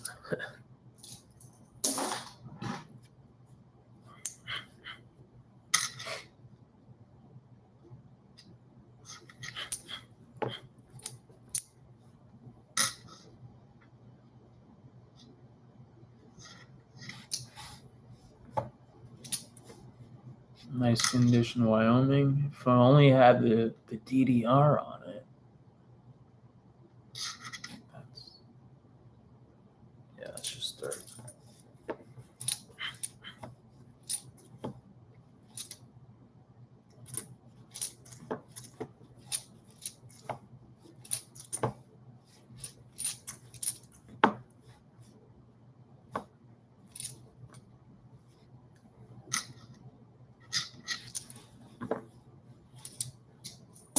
Still no drooling Georges yet, which I'm surprised.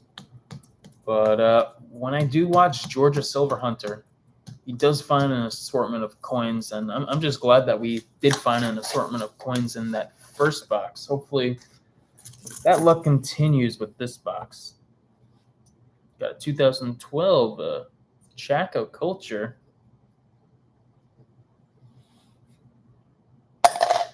Still looking for a few of those 2012 Denvers. Have not come across them yet, but still have a whole lot of coins to hunt. Here we go with the Homestead, possible leaky bucket. Ooh.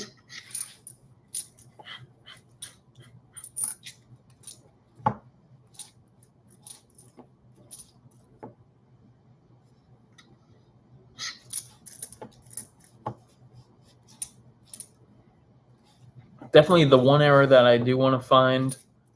It's also an expensive error. It's the full crown on the Washington crosses the Delaware quarter. And the full crowns, they go for about $100. The half crowns, even those go for like 50. I've only been able to find the most common one, which is the die chip on the left corner of the hat. But that's definitely a find that I do want to find in my time coin roll hunting.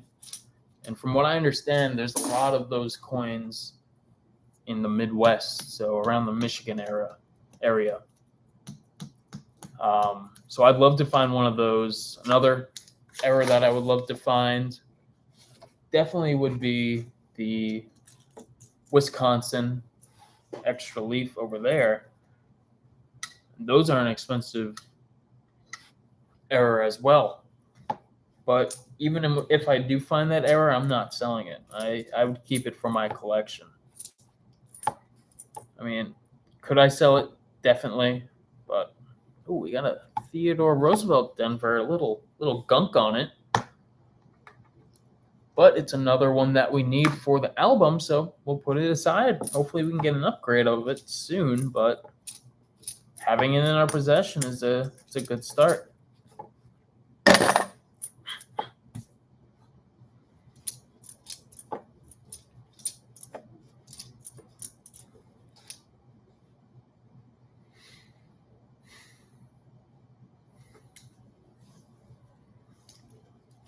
Yeah, definitely try to get into those half dollars there, Zay.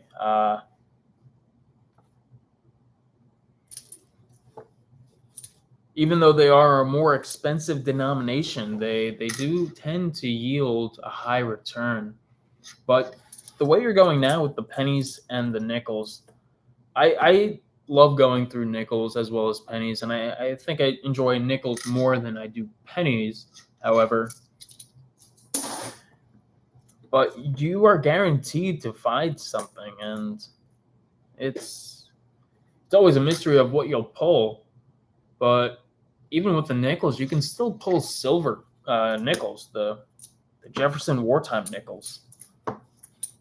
And those are exciting to find, as well as the occasional buffalo, which, if you guys know another coin channel, it's Croft Coins, and he's been on a good luck streak with those buffalo nickels. From wherever he's from, he's doing really good with those, and he's a pretty good streak going. The pennies, it's hit or miss. I've seen channels like Rob Finds Treasure. He's apparently his area. He's only getting like 4 wheat pennies per box, and I even put a comment in saying, I'm finding a little bit more than that in New York. If you ever want to do a box trade, I'm down for it. So we'll see what he has to say about it. If he ever even sees the comment, I'm not sure if he does. He's one of the bigger YouTube channels for coin collecting. But yeah, like you said right now, pennies are hard to get stuff that's worth a lot. But at the same time, coin collecting is more of a hobby for me. I'm not into coin collecting to, make a profit or get rich. I'm in it because it's something that I enjoy. Sure, would it be great to, find that one coin worth, $1,000? Hell yeah.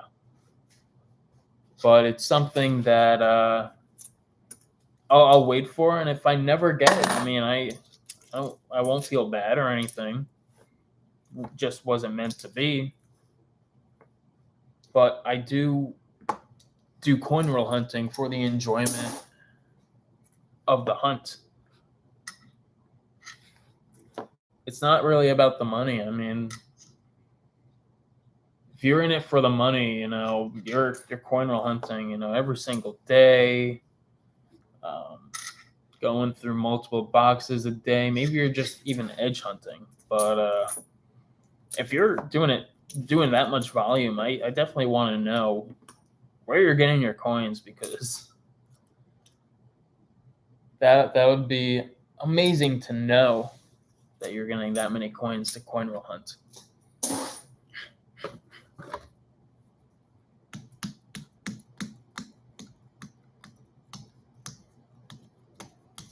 Yeah, I think the Rob Finds Treasure 1909 SVDV came up on my suggested video page. And like, if you go through enough coins, you're gonna find, a rare coin. Like, one of the coolest pennies that I ever found in a roll was an Indian head penny. Now that was going through, probably my 50th box or something. I've never found one since. But finding an Indian head penny in a box of pennies, circulated pennies, that's one of my coolest finds. I have it somewhere at home where I have it all slabbed up and everything. I maybe labeled the year that I found it. I'm not too positive. But I remember finding it. It was surreal, honestly.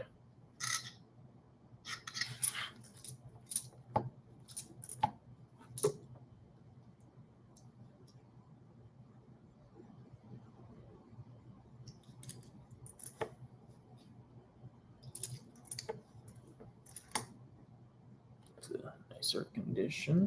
South Carolina added to the possible upgrades.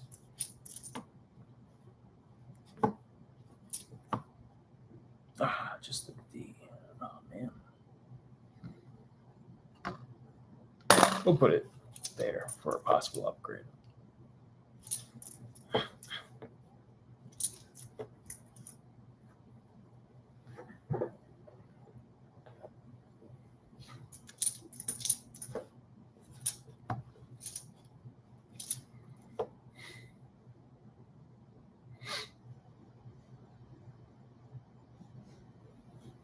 Wow.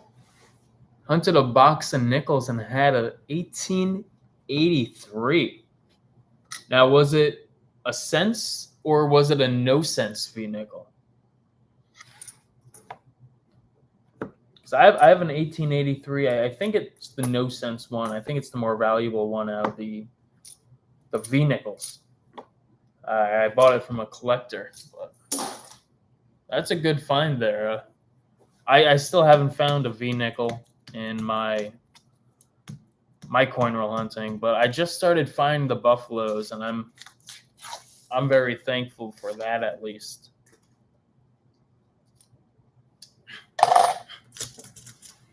But definitely finding that must motivate you to continue collecting. You haven't found a buffalo, but you found a V nickel. Oh my goodness.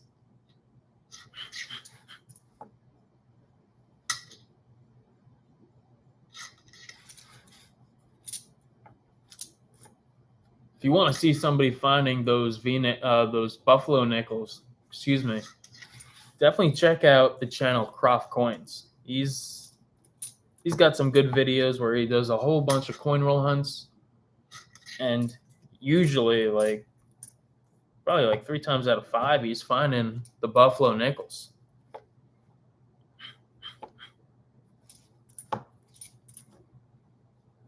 Which, I mean, good for him. Save some for the rest of us. Yeah, he's a good content creator.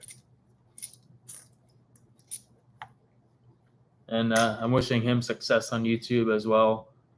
I think I caught a lucky break. They say that YouTube is all about skill, but I caught a little bit of the luck with the way that I've been growing my channel lately.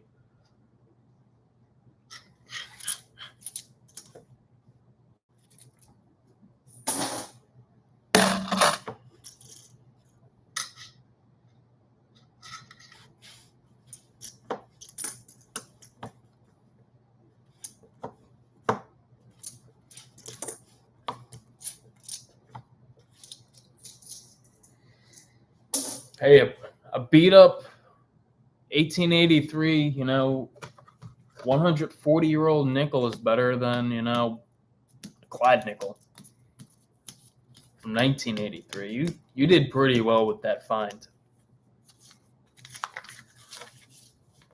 Anyone else here in the chat find any older coins when coin roll hunting?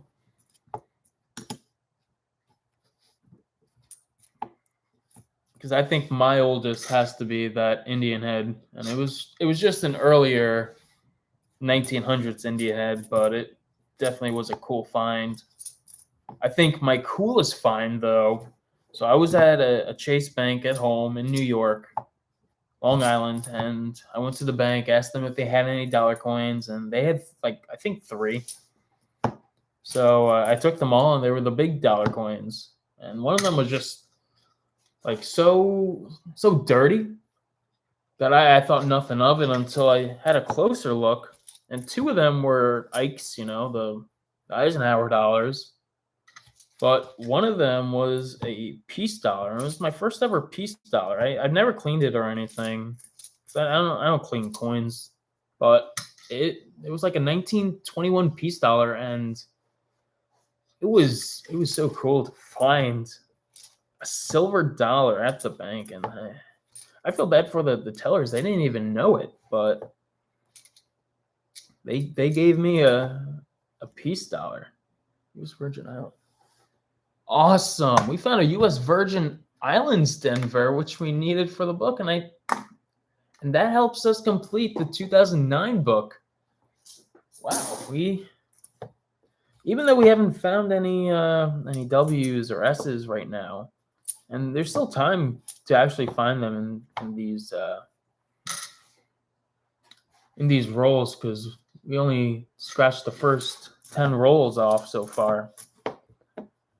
But we did finish that book, and that's a good enough start for me.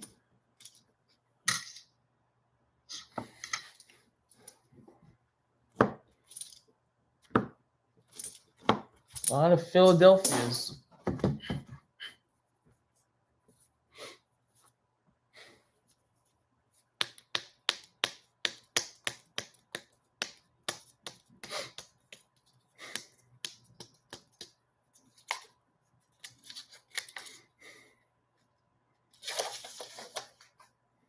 No silver yet, but silver only comes every once in a while. You can go through 100 boxes of quarters and still not find a silver quarter. But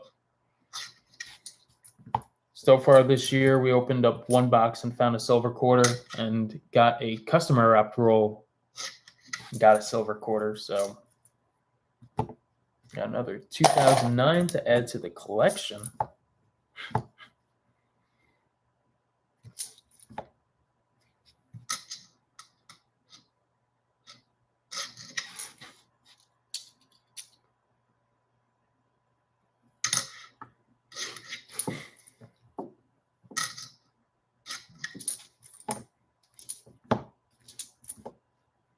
Another District of Columbia, this time of Philadelphia.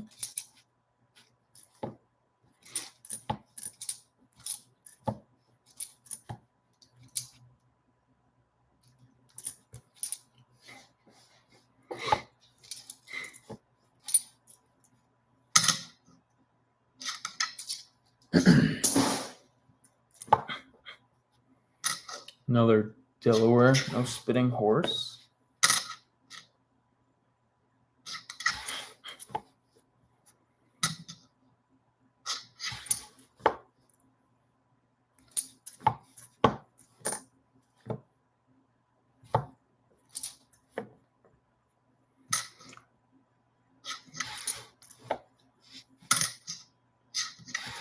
Only 1 error so far from this box, and it's an Alaska extra finger on the paw.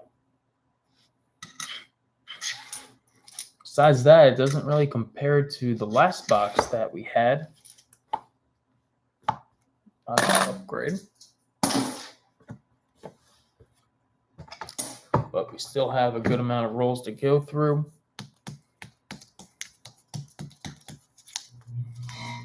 See if we can find anything else to add to the albums. So far, we got 2 more additions to the albums from this box alone.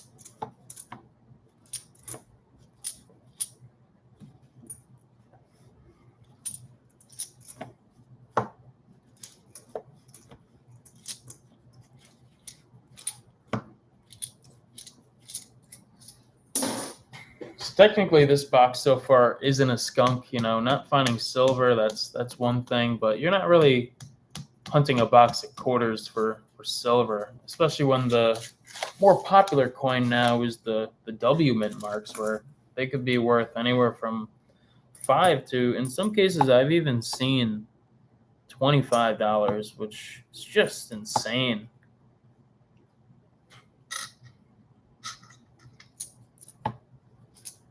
But even those S mint marks that we found, they're rarer than the W's. And I can't remember off the top of my head, but like some of them even have like 800,000 of them minted. They're still worth less than the W's, which is crazy to think, but I guess they're not as collectible. When the mint decided to produce and distribute the W mint mark quarters, they really did a good job in getting people excited to collect coins again, and I think that's just wonderful.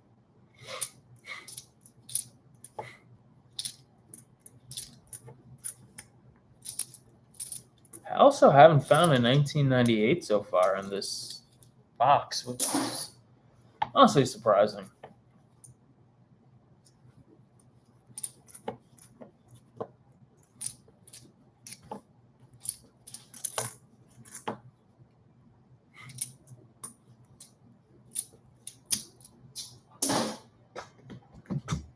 Roll number 63.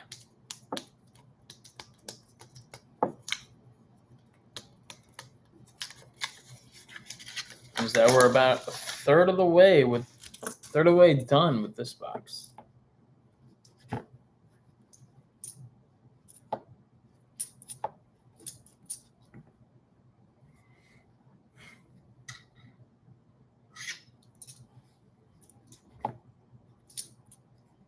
There's our first 1998.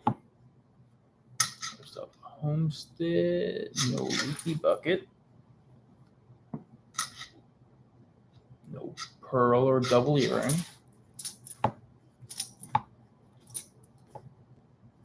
No wart.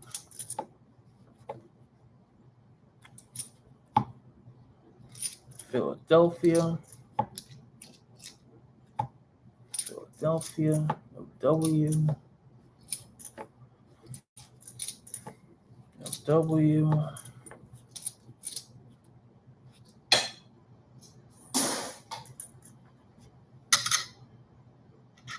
No error.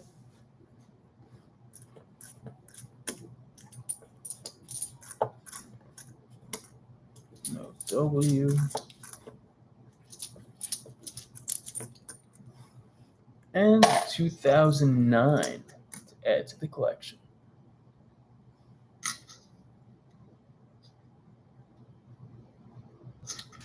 Do I watch any movies? Every once in a while. I'm more into like comedy, and I'm still into the kids movies. Um, did see that one popular Asian film. It was like Everybody Everywhere All at Once. Haven't seen the new Top Gun yet. I've only seen the original one, but I was on the ship when the Top Gun Maverick came out, and still haven't got the chance to see the new one. But I've heard very good things about it.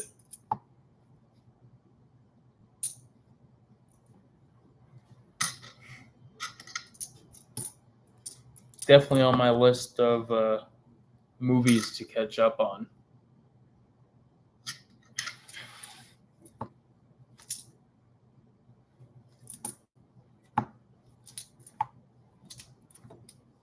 Yeah, overall, I've heard very good things about that movie. And I've seen it reflected in the box office that did well. So, I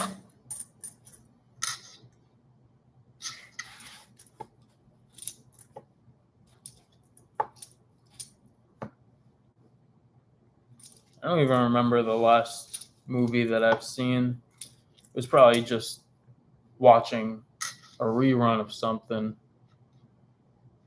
I mean, on TV now. I mean, I'm a big fan of Rick and Morty. Rick and Morty is a good show.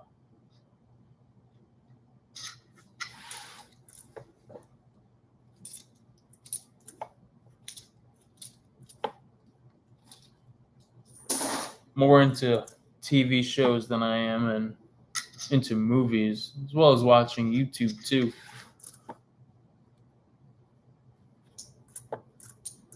Watch movies on the occasion, but not really die-hard movie guy.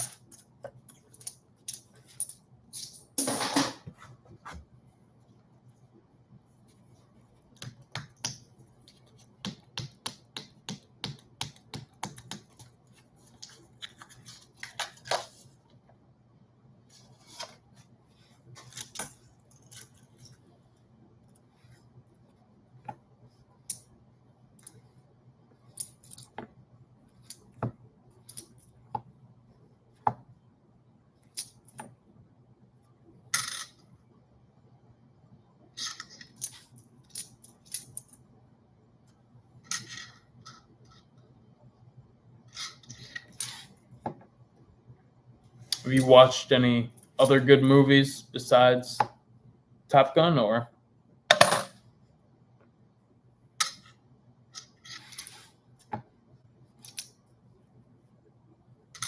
what else came out recently within the last year?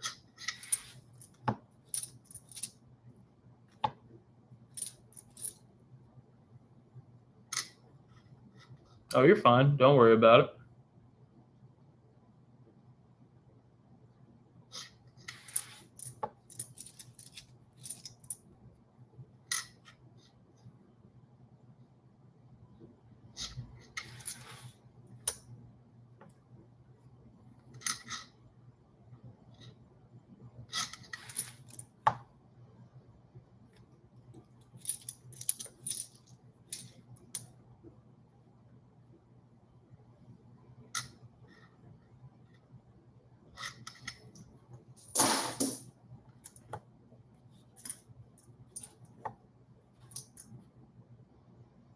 And nothing really exciting or too exciting is out for me right now.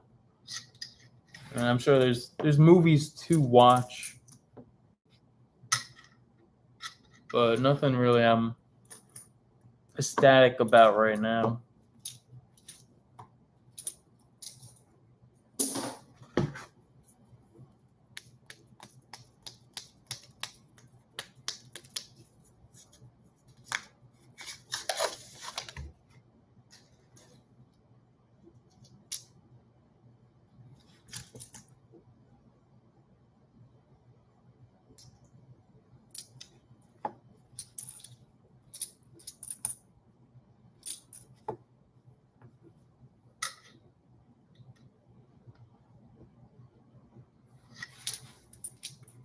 Still looking for another find here. It's been a pretty slow box.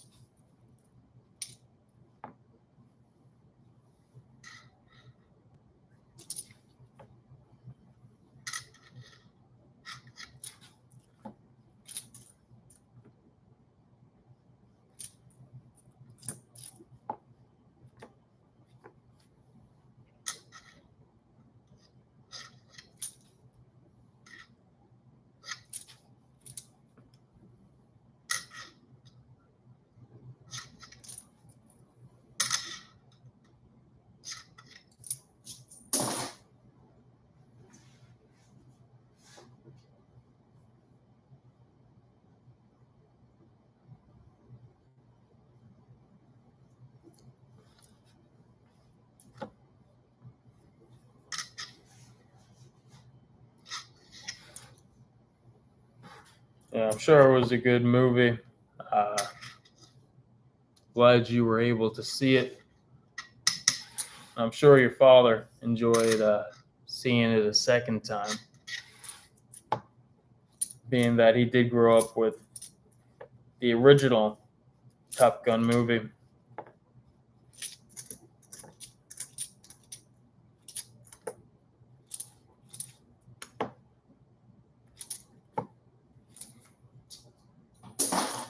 But the best time to go to the movie theater is definitely when it's raining. It's like that going to the bowling alley as well. You go on a rainy day, sitting inside or being inside. It's the best occasion to go to a movie or an indoor activity.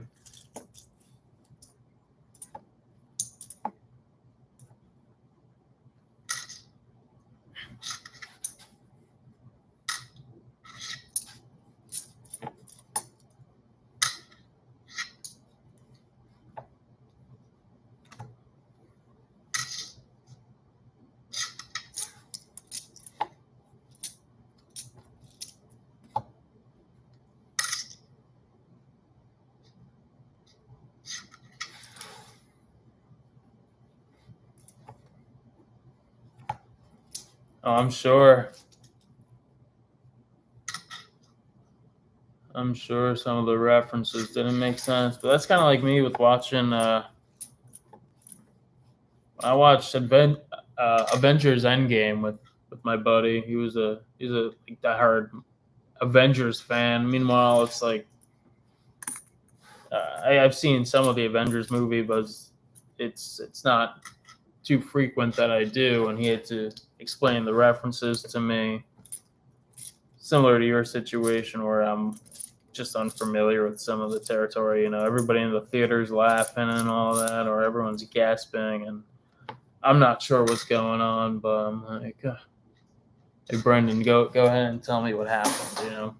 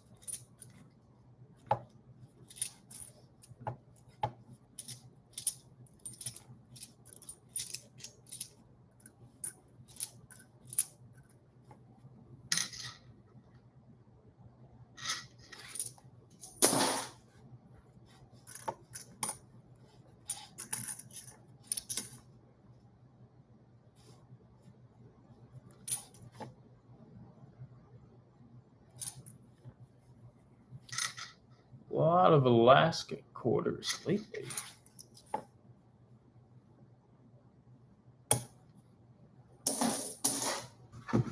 And we're on roll number 19.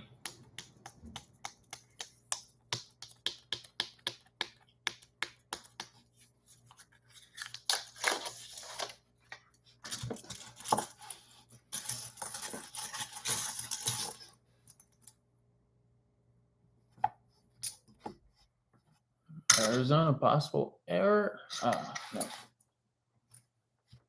Nice 66.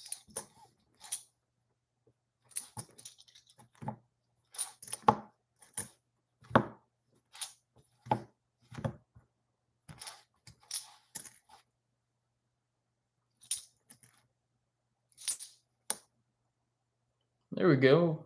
Another 2009, this time in Denver.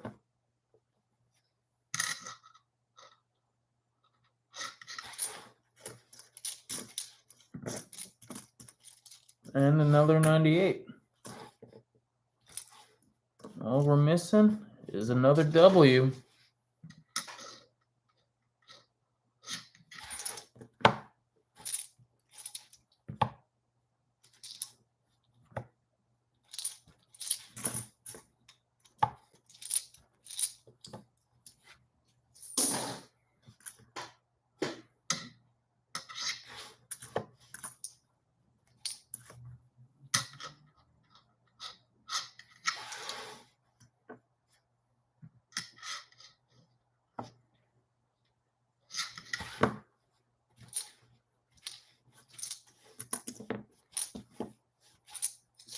All right, guys, on to roll number 20, the second box. So roll number 70 in total. 30 rolls to go. Hopefully we can find something else. Been on a little bit of a dry run. It'd be nice to find a quarter that we can either put in the album or even a W or silver. That'd be nice to see. Either one of those.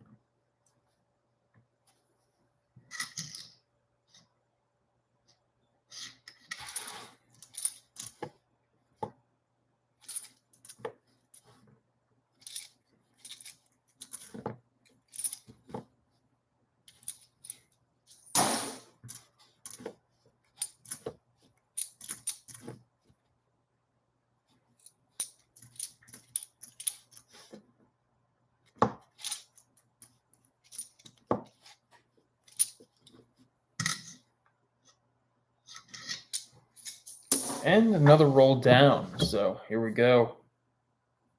Next roll. Roll number 21.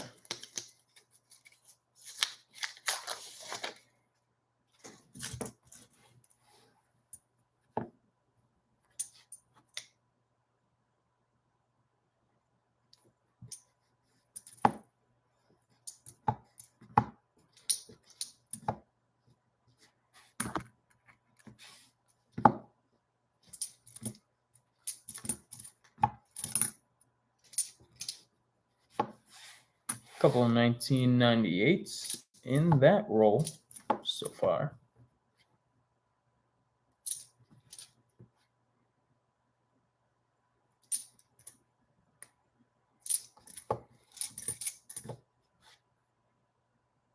Oh, looks like we have a die chip. First die chip on the 2021. Washington crosses the Delaware. So error number 2 of this box.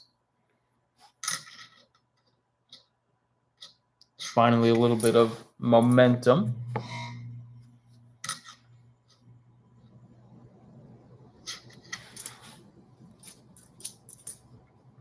Got a nice Hot Springs, Philadelphia, 2010. Low mintage year.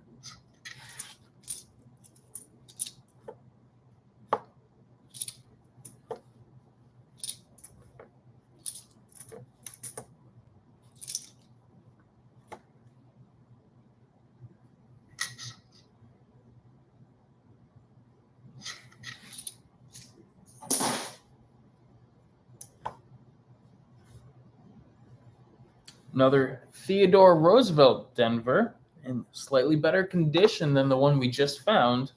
So we'll replace that. That's the one we're going to put in the book now.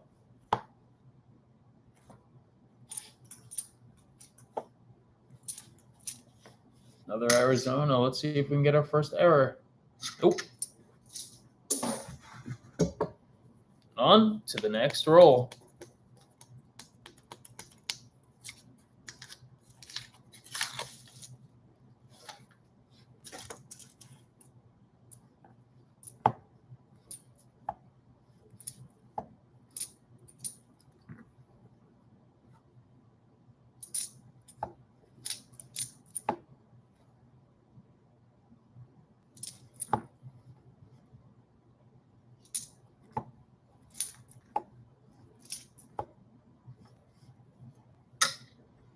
Still looking for errors. Just found our second one of the box. Hoping for more. No foreigns yet, which is expected. I'm not sure what type of foreigns you'd find in Georgia. Maybe a Bahamas one, but nothing for us to add to our pile yet.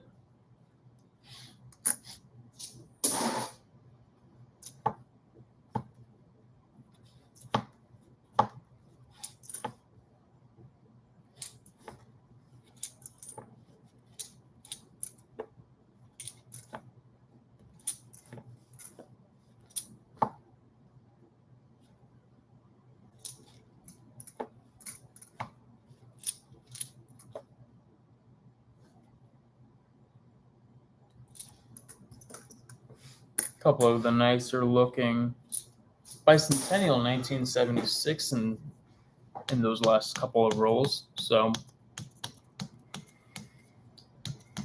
it's not too bad.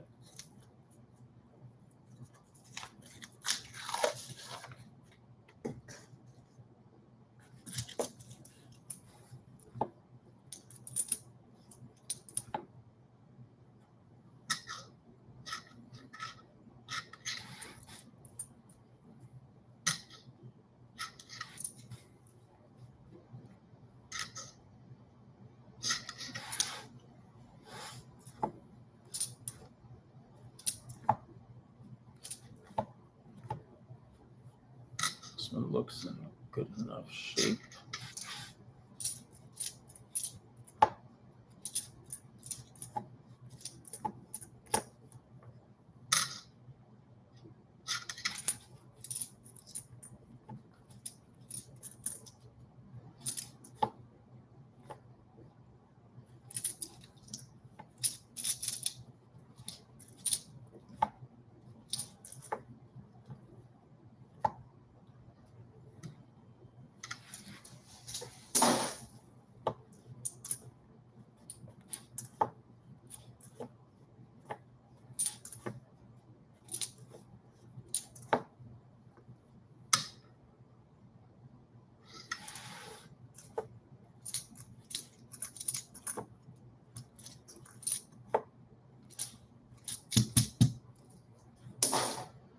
I'm just gonna run to the bathroom to wash my hands again. The hand is getting pretty dirty. And I'll finish up this quarter hunt. We only have 27 rolls to go.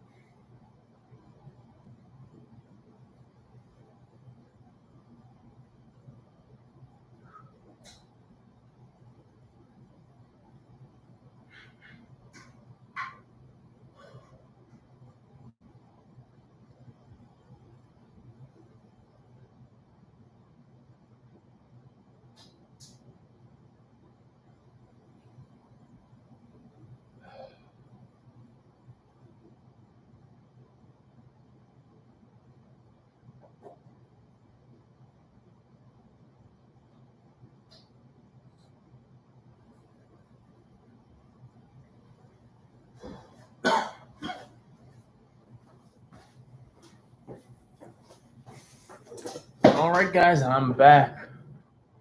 It's now 22:42. Time for that energy drink. Drinking some Celsius. Don't you love that sound?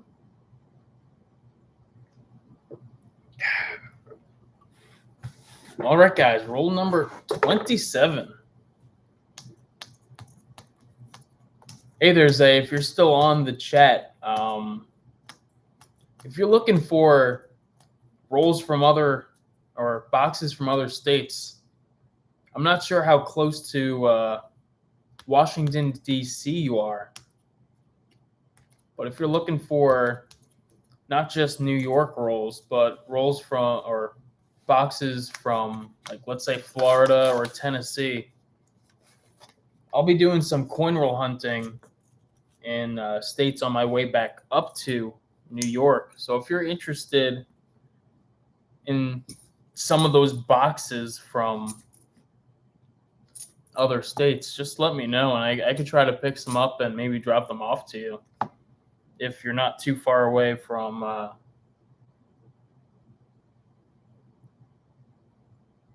Washington, D.C. or McLean, Virginia. So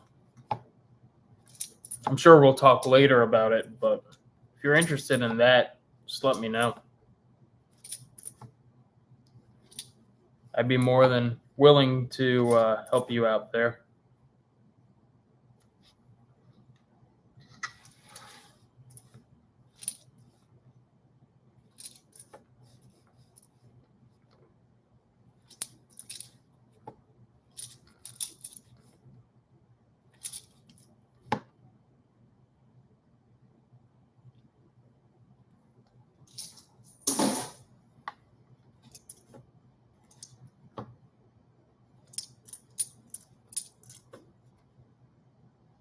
Another 2010 to add to the pile.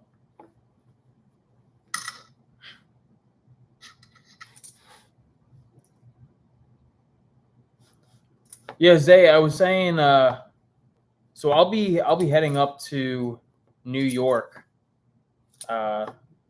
in November, and if you want any coins, I'll be.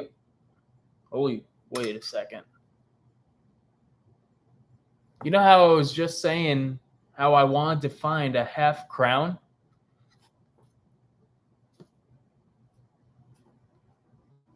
Not sure if you can see it there. We got our first half crown error. Holy moly, you can kind of see it right up there. Nice big cut on the coin. Holy moly, guys. Holy cow. We got ourselves a good error in that roll.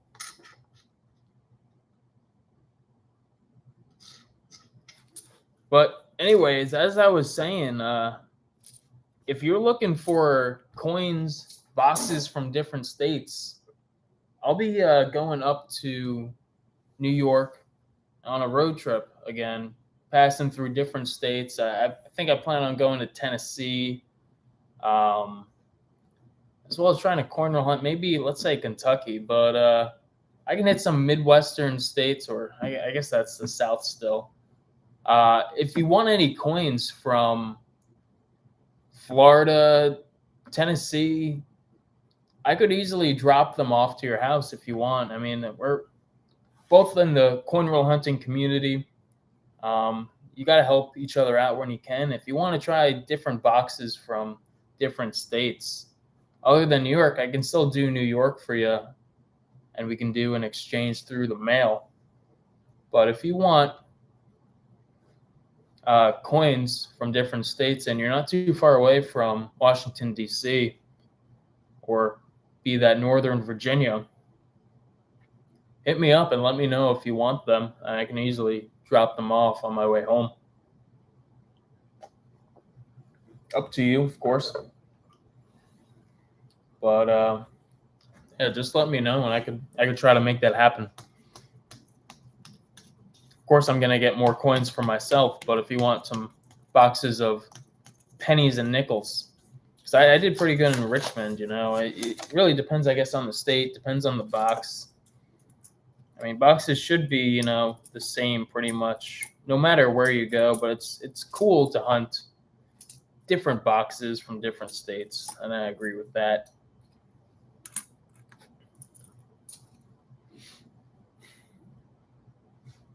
Oh yeah, of course. Everything for your privacy and anything about that, but let me know. I'm definitely down to help out a fellow coin roll hunter, such as yourself.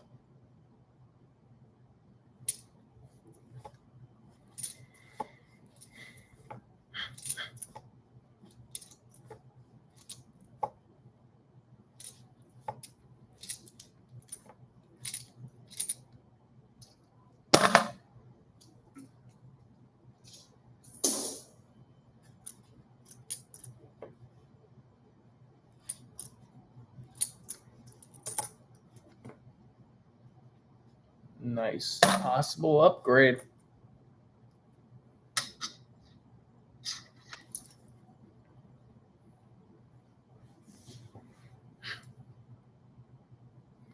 Yeah, definitely hit up the Georgia banks. I'm not sure what part of Georgia you're going to, but these boxes were from Georgia, and even though this box has been pretty slow from now on, we managed to get that half crown George Washington era. And I was just saying at the beginning of the stream, I would love to find one, and I finally found one, which is insane.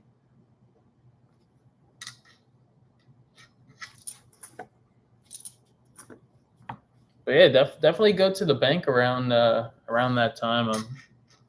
If you're going there earlier, that would probably be better because the bank should be closed on Thanksgiving.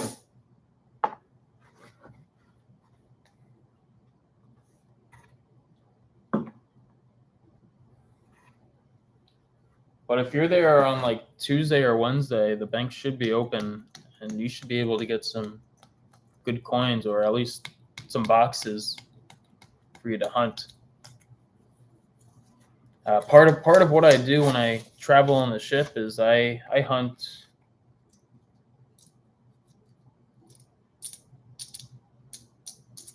I hunt all these different coins from different states because that's where my ship goes. It goes to different states and different cities. So I try to get off the ship, get some coins, and make some good videos, in my opinion, at least, of my travels as well as the coins that I get from those cities.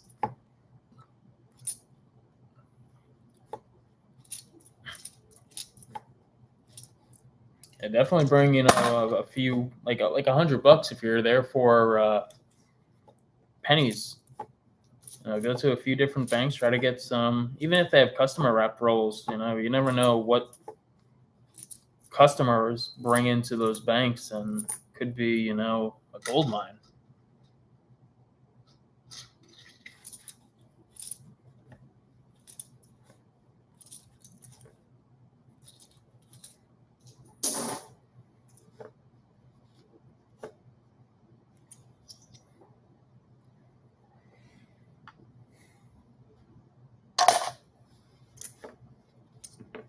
Definitely enjoy the time with your family, but if you can get a few coins, that's all the better for you, and all the better for hopefully growing your channel.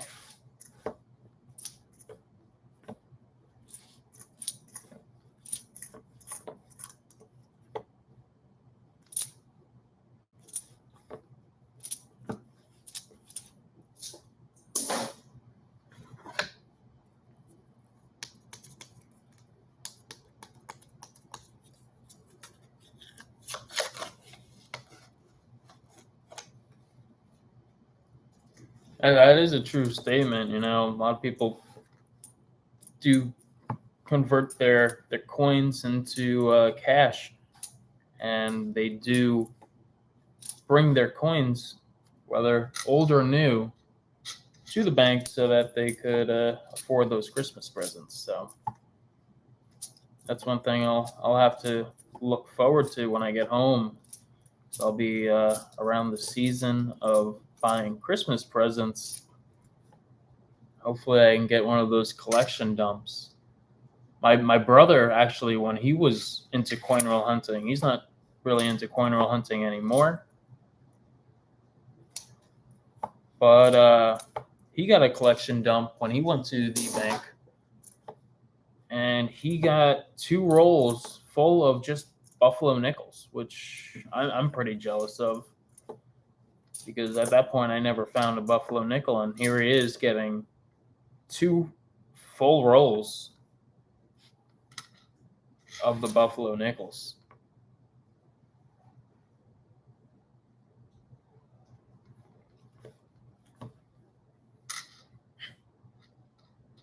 Yeah, definitely see if your parents are down for that. I'm sure they would be.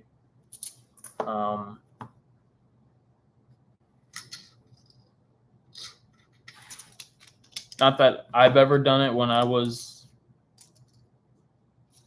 going on a road trip, because I really wasn't thinking of the idea of hunting from different states. But definitely now, whenever I go through a different state, I try to allot some time to go to a bank and see what they have. You know, if they have any half dollars, that's even better. But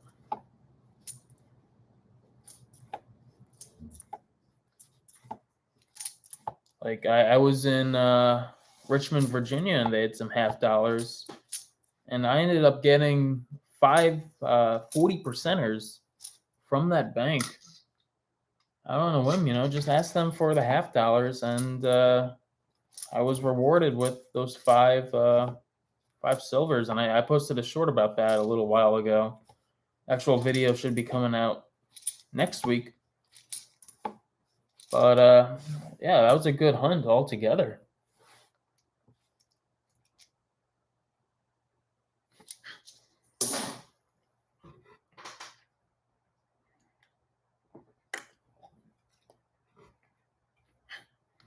Yeah, I hope it works out for you where you can actually stop.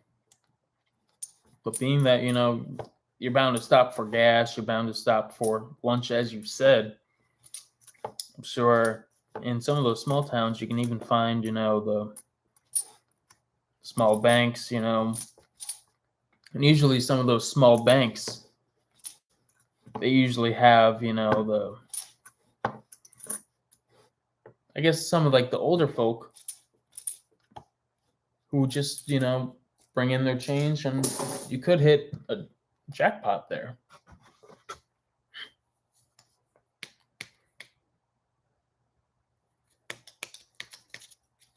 But again, I really hope it works out for you.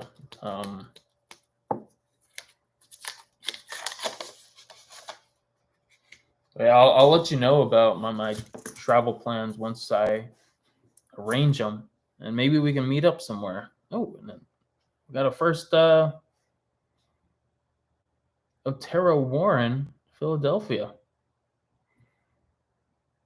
Just wanted to add to the book.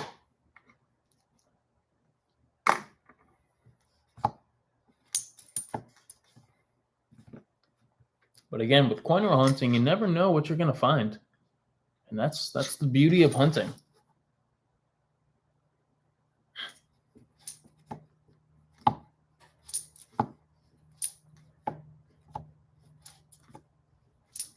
Yeah, definitely keep me in the loop.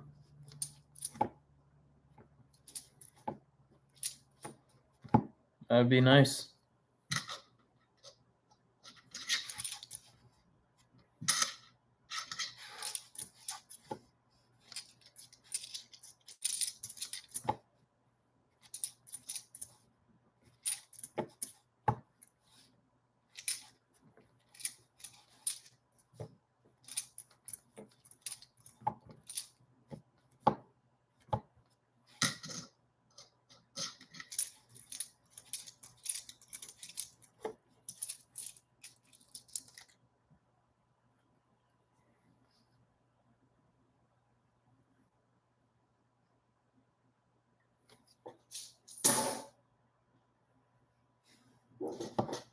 Yeah, I'll definitely check out your channel after the stream. Start watching some of your videos. Seems like you do a good job with your videos. I see, or I saw a little once I subscribed to your channel, but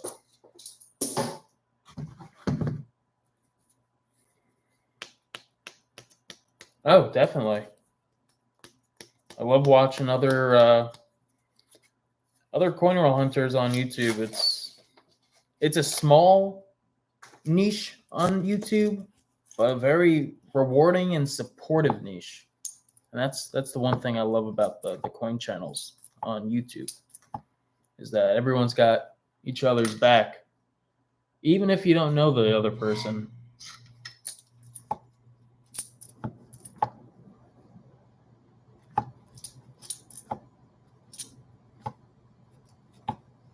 But everyone, has a different story. Everyone has something else that they collect, and that's what makes us different at the same time watchable on YouTube, is that each offer something different, even though we're doing some of the same things.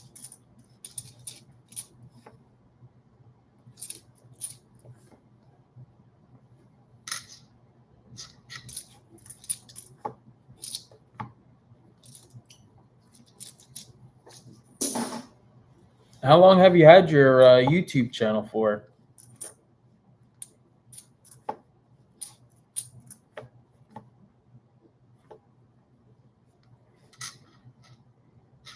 I mean, I started mine back in 2016, but it wasn't until earlier this year that I became more active and really wanted to grow the channel more than what I've been doing it in the past. So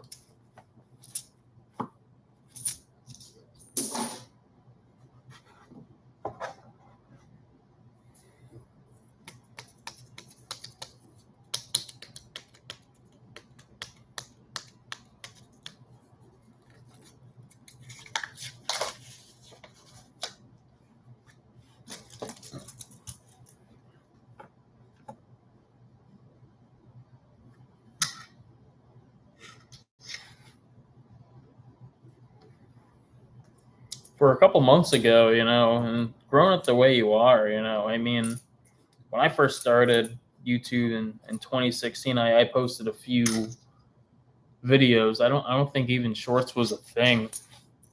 I think shorts started after TikTok was created.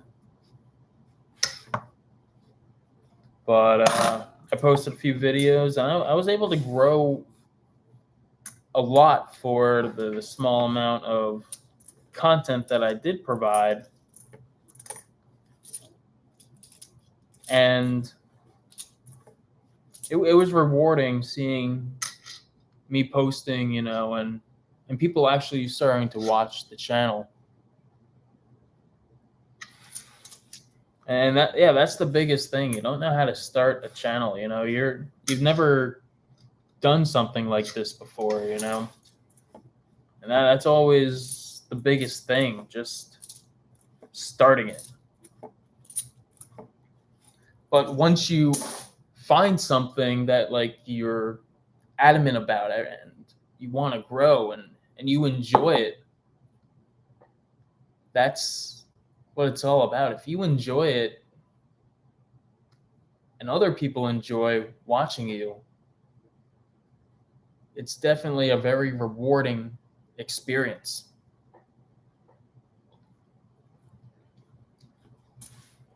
It took me a few years to get, 22 subscribers, I believe it was. And then when you're on a mission and you're 2010 Grand Canyon, Denver. Sorry about that. But once you find out that you love creating videos and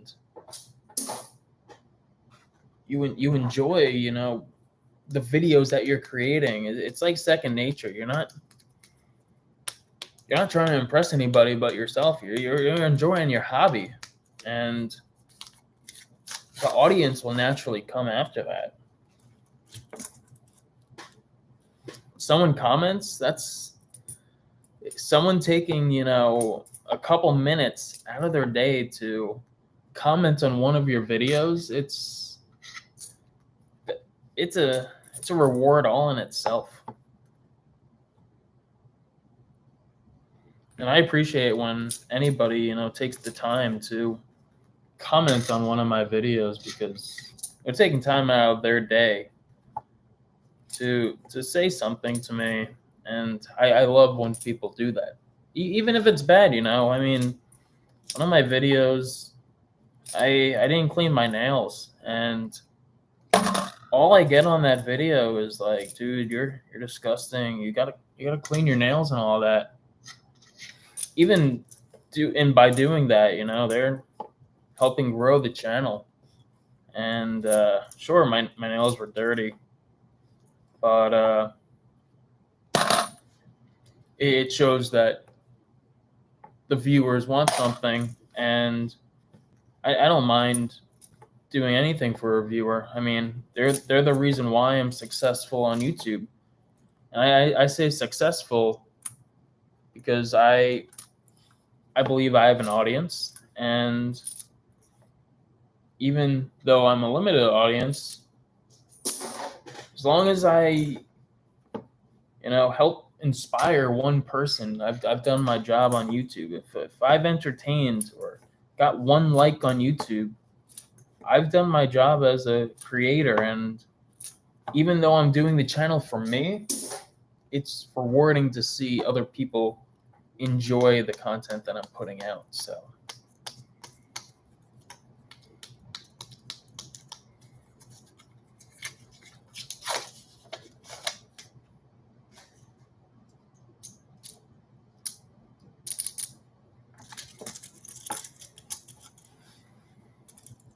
I really hope you see it the way I see it as well, you know.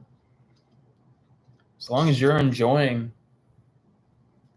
So this is roll number 33. 17 rolls to go, and we're done with the box.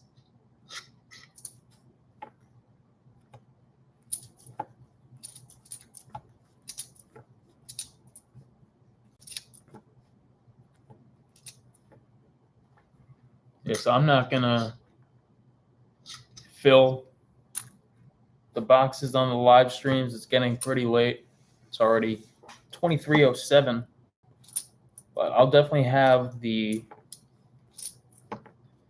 video out by tomorrow. Do some editing tonight, so I get that video out tomorrow to show everybody that tuned in today exactly what I got from the rolls.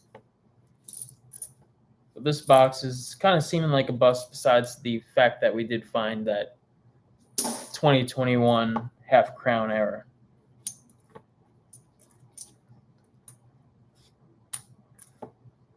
I appreciate you sticking out through the whole live stream. It's definitely, like, as for me, a creator, definitely such a rewarding feeling that someone stays that long.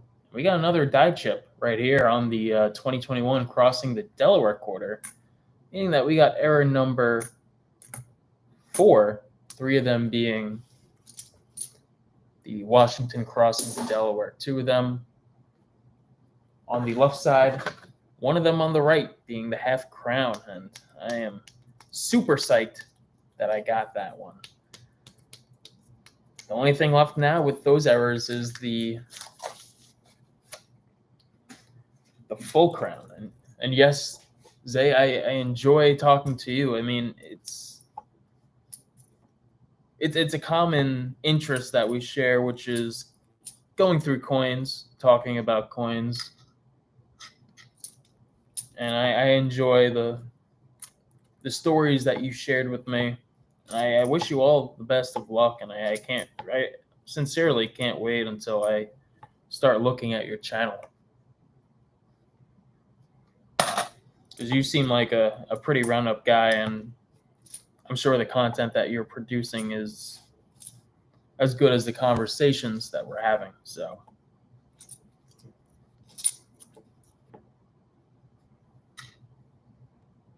Another die chip. Number 4 of the box for the die chips.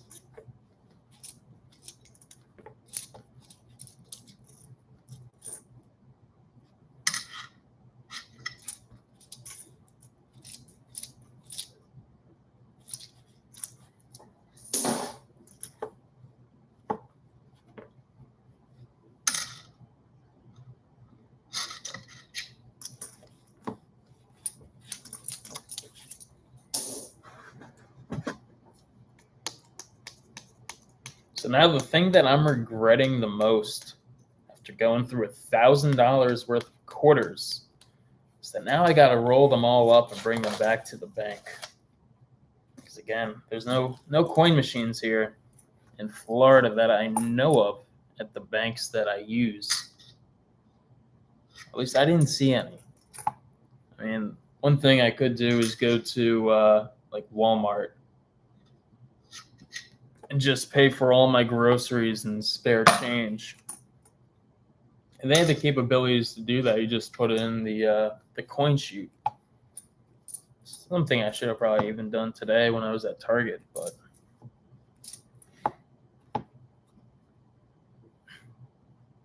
so right now I'm in Fort Lauderdale. So that's, if you know anything about the Florida geography, it's about 30 minutes north of Miami. It's on the east coast of Florida. So we're right on the Atlantic Ocean. And it's good weather all around. It was just raining earlier, but every day in Florida you get the rain. But there we go, another die chip towards the end. Die chips on the 2021 quarters just keep on coming.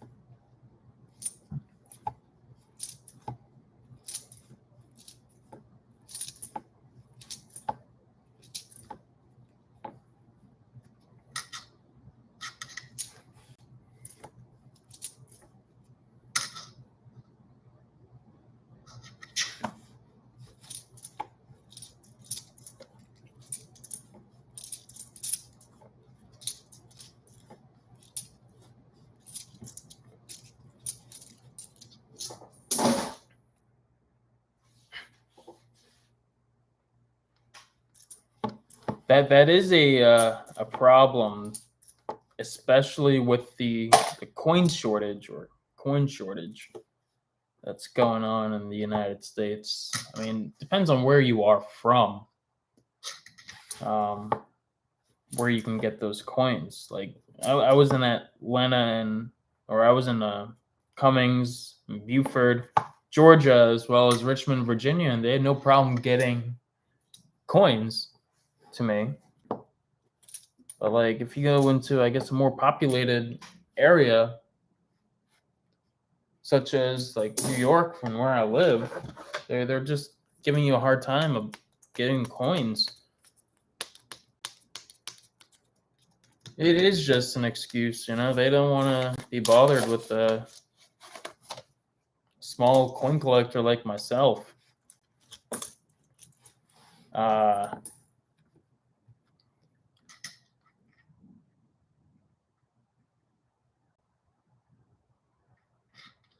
That's another excuse, I guess. You know, you're clearly giving them, you know, a roll of nickels, and you spent the time to make sure you counted it correctly, and they're not giving it to you. I mean, you can go to the bank and ask for more nickel wrappers, you know, quarter wrappers. That's what I do now. I just go to the bank and say, hey, I got some quarters at home, and I need some wrappers, and they're more than willing to give them to you. I mean, even if, you know, they're saying, you know, you can't get any coins, you know, if they see that you're going to bring back coins, you know, you might as well give you the wrappers.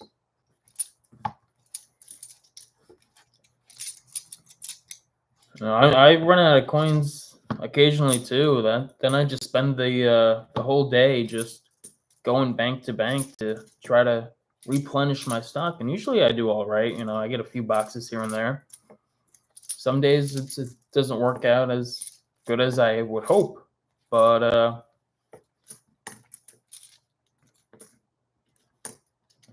overall, I mean, I do my best to try to get boxes when I can, and if I can.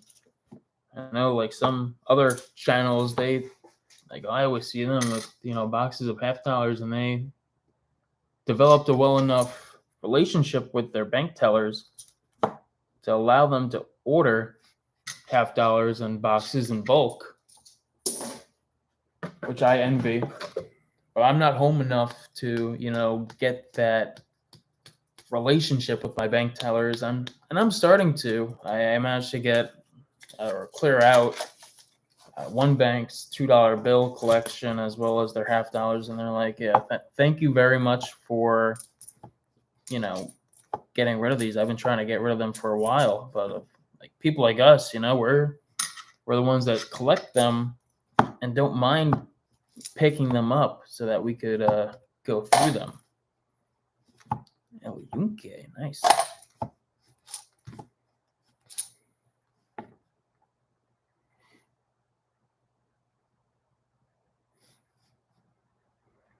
You might feel bad, but even at the bank, that's what part of their job is. It's getting your change. I mean, they're more concerned about, you know, the money making aspect of the bank. Nice, San Antonio Missions, Denver.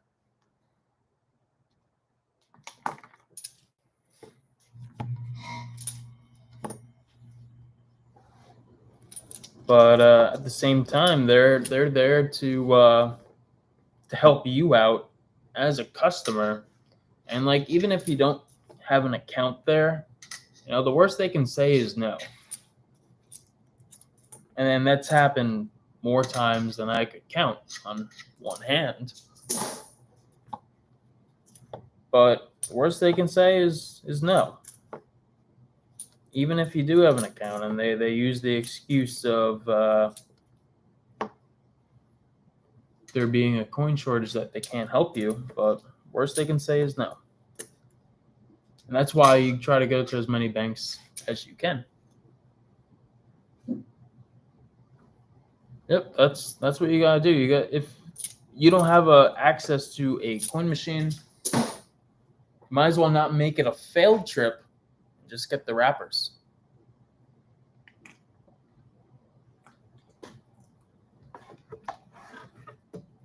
Because by the way it seems, it looks like you always need the wrappers. And even if you get customer wrap rolls, and this is what I do, I just reuse the wrappers that they came in. They may be marked, but I mean, I guess it's eco-friendly to reduce, reuse, and recycle. That's not the main reason why I do it. It's just that it allows me to have those rolls, the empty rolls, on standby. So definitely reuse those wrappers from the customer wrap rolls if the roll is still in good condition. Save you a trip to the bank, and you can get rid of your coins faster.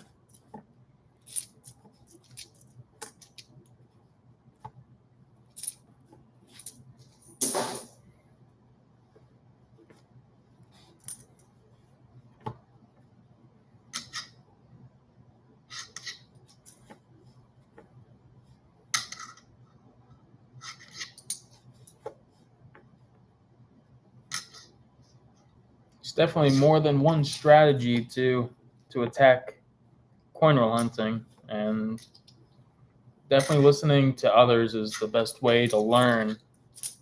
And even with myself, I'm not the biggest expert of coin roll hunting,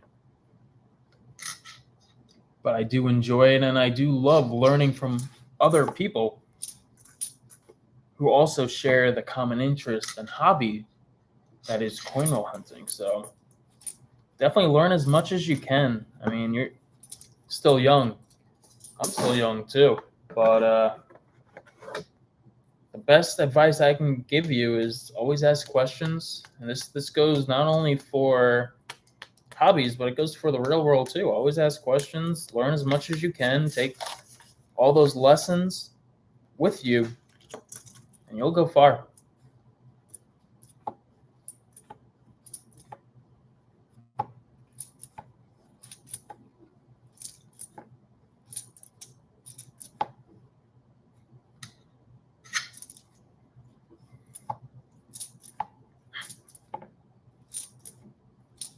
Another 2009 to add to the stack. Been doing pretty well with the 2009 to 2012s in the last few rolls here. After this roll, we only have 9 rolls left. And then we're going to call it a night. So we've been streaming for pretty much about the last 4 hours. But still got to go through those 9 rolls to see what we can pull.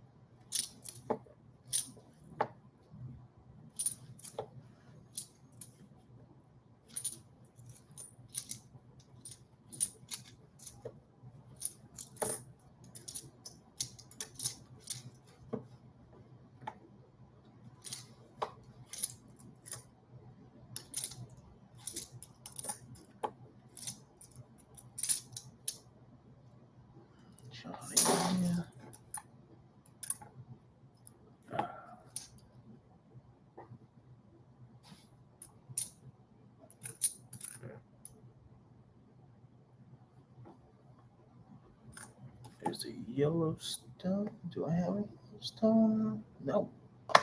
There's another one.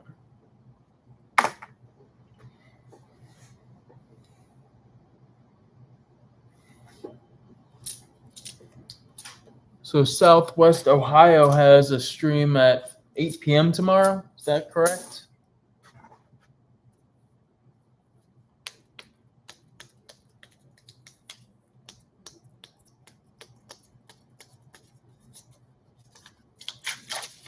I'll definitely have the time. I'm taking it easy this weekend, so I'll definitely stop by his channel and see, try to learn from people who've been doing it a little bit longer than I have. 2 boxes of $50. Yeah, I'm totally down to see it.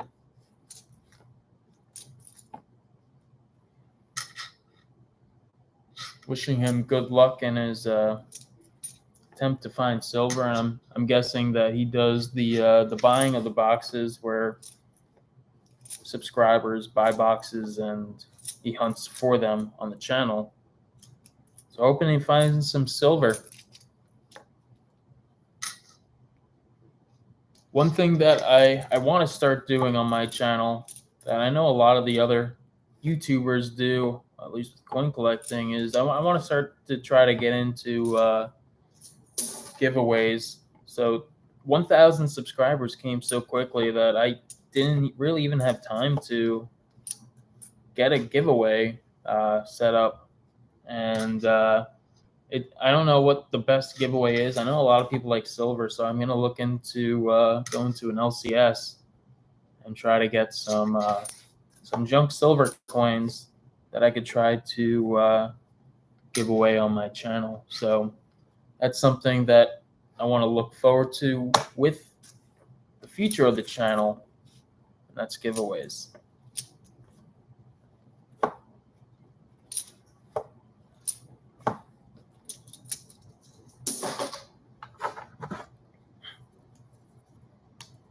So after this roll, we have 6 rolls left.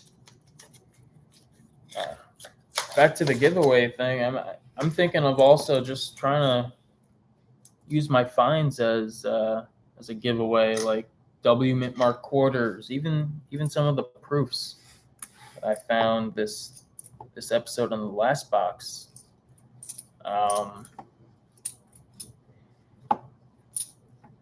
sure as coin collectors, we're all interested in all different types of coins.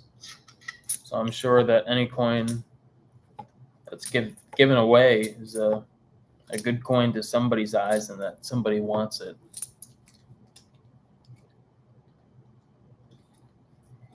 So that's something I'm going to start to look into and start to experiment with, especially if I keep doing live streams in the future. That's something that I could do.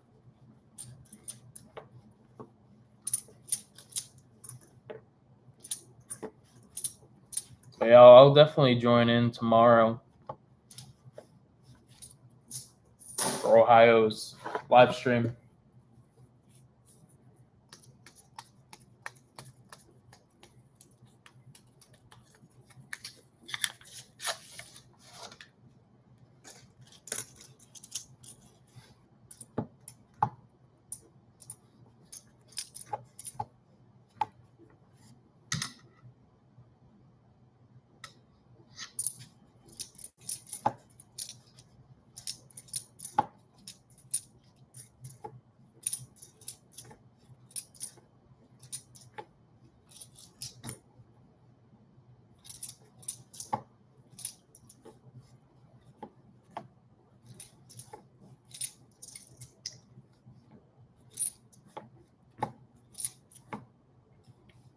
But here we are, only 5 rolls to go till the end of the hunt and fill. $1,000 worth of quarters.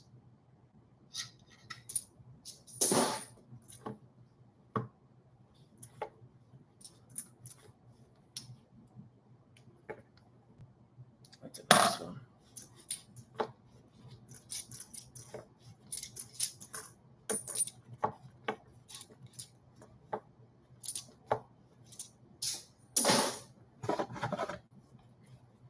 5 rolls to go. Holy cow.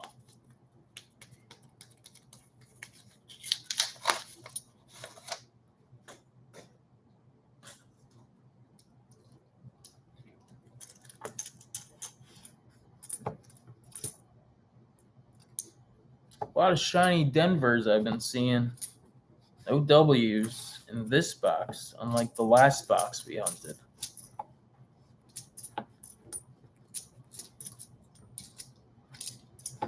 But did find that half crown, so.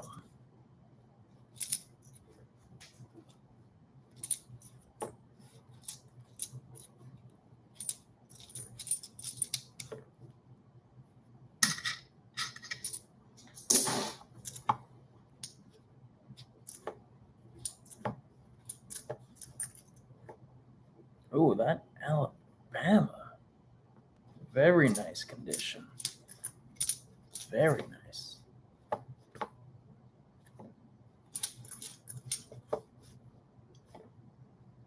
Los Angeles, Denver. 4 more rolls to go.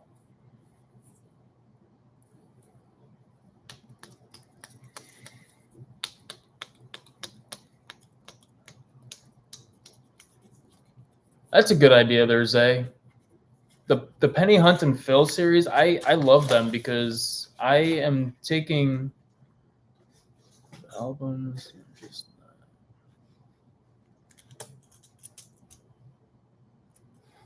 But yeah, the Hunt and Phil series, I'm glad that I decided to do it. I think it's a great idea, not only to try to grow your channel, but have a little fun with your cornhole hunting. You're basically starting over.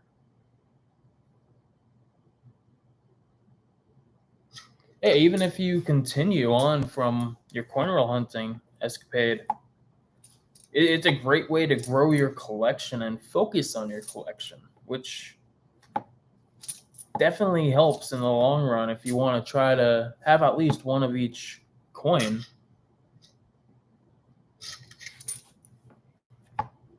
When I bought the 40 albums, it was a big investment, of course, but I wouldn't have changed it in any other way because I enjoy going through coins. And I mean, I've already had the albums for years before and started filling them up, and I mean, I was nowhere near finished when I pretty much stopped when I was working. But Denver. But I'm glad that I continued with the Hunt and Fill series because it gives just a new life of coin collecting. I mean, you go through the same things that you went through when you were a kid, finding that penny, nickel, dime, whatever you are hunting and filling, gives you that same reaction from when you were a kid and starting your own coin collection. And I just find that so entertaining and so fun. And even with the quarter hunt, you know, I'm still finding, you know, these newer quarters, and I'm very stoked that I found it.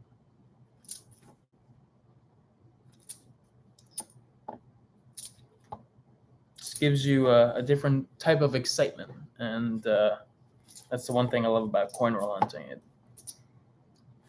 as you said, it's fun.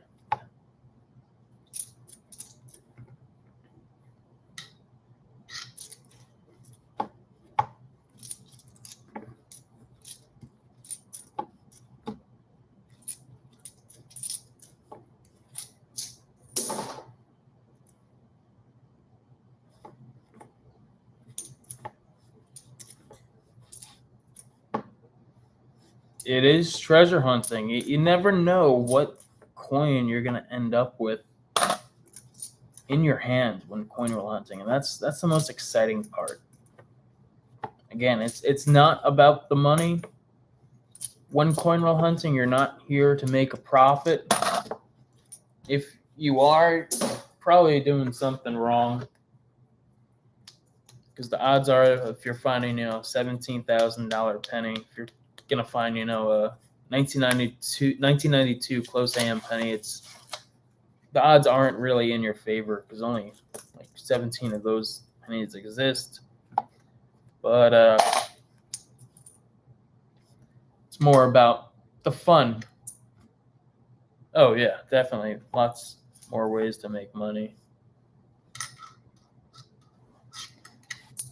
But treasure hunting all the way.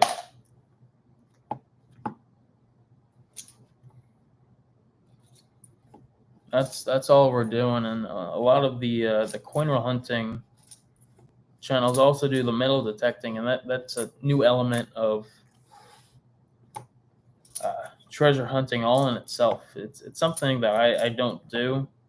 I do have a metal detector at home, but I don't associate it with the channel. Exactly, trying to find that your favorite player with the sports cards. The good thing is, like, you're not wasting any money opening a box of pennies. Like, you can open a pack of sports cards and you could lose money on the pack of sports cards by getting, just commons. Sure, you can make money on a pack of sports cards with a nice auto, but you're not guaranteed to have the same money at the end of opening that pack of sports cards. With a box of quarters or a box of pennies, you spend $25 on a box of pennies, you're at least going to have $25 at the end of your hunt. Whether you keep some, let's say you keep all the coppers and you keep any special date that you won and all the wheats, you're on average, you're going to keep, like 600 pennies, or that's at least how many pennies that I keep. But at the end of the day, you might get $19 back at the bank, but you kept that $6, and that $6 is still worth $6.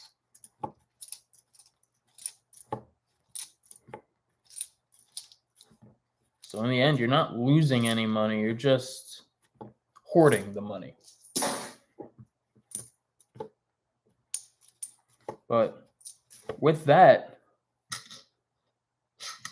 this is the last roll of the box.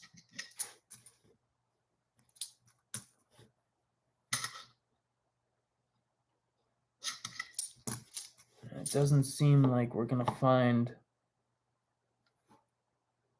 anything else in this box other than what we already found. Unless we got another leaky bucket, that would be cool.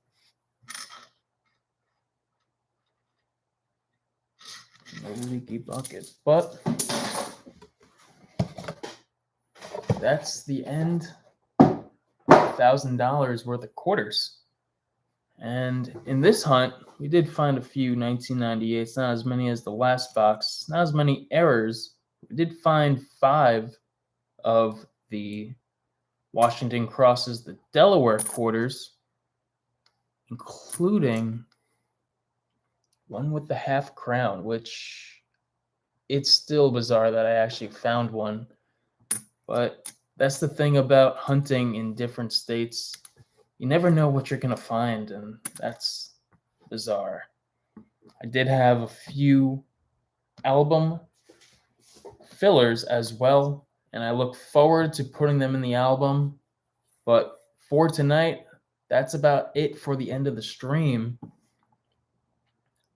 Again, tomorrow, I will have a video posted with all the finds in a close-up fashion of what I found, as well as how I did on the albums. I'll go over all the upgrades I made, as well as all the spots that I filled. And I'm excited to fill those spots because I know for a fact we're going to fill the 2009 album, complete it, and we'll just focus on upgrades from here on out with that book. But Unfortunately, we didn't find any silver today. We did find one W. We found a few S mint marks. But I had a lot of fun, and I hope you guys had a lot of fun as well. But other than that, guys, I hope you have a great night. I know it's late. It's 23:40 over here on the West Coast, or the East Coast. Sorry. But hope you guys have a good night. And I'll see you guys in the next video. I hope to do more live streams in the future, just like this, whether it's being that I hunt quarters or another denomination. That's only time to tell for the future of and the stock that I have. But anyway, guys, hope you have a good night. I'll see you guys in the next video. And as always, guys, happy hunting. Have a good night.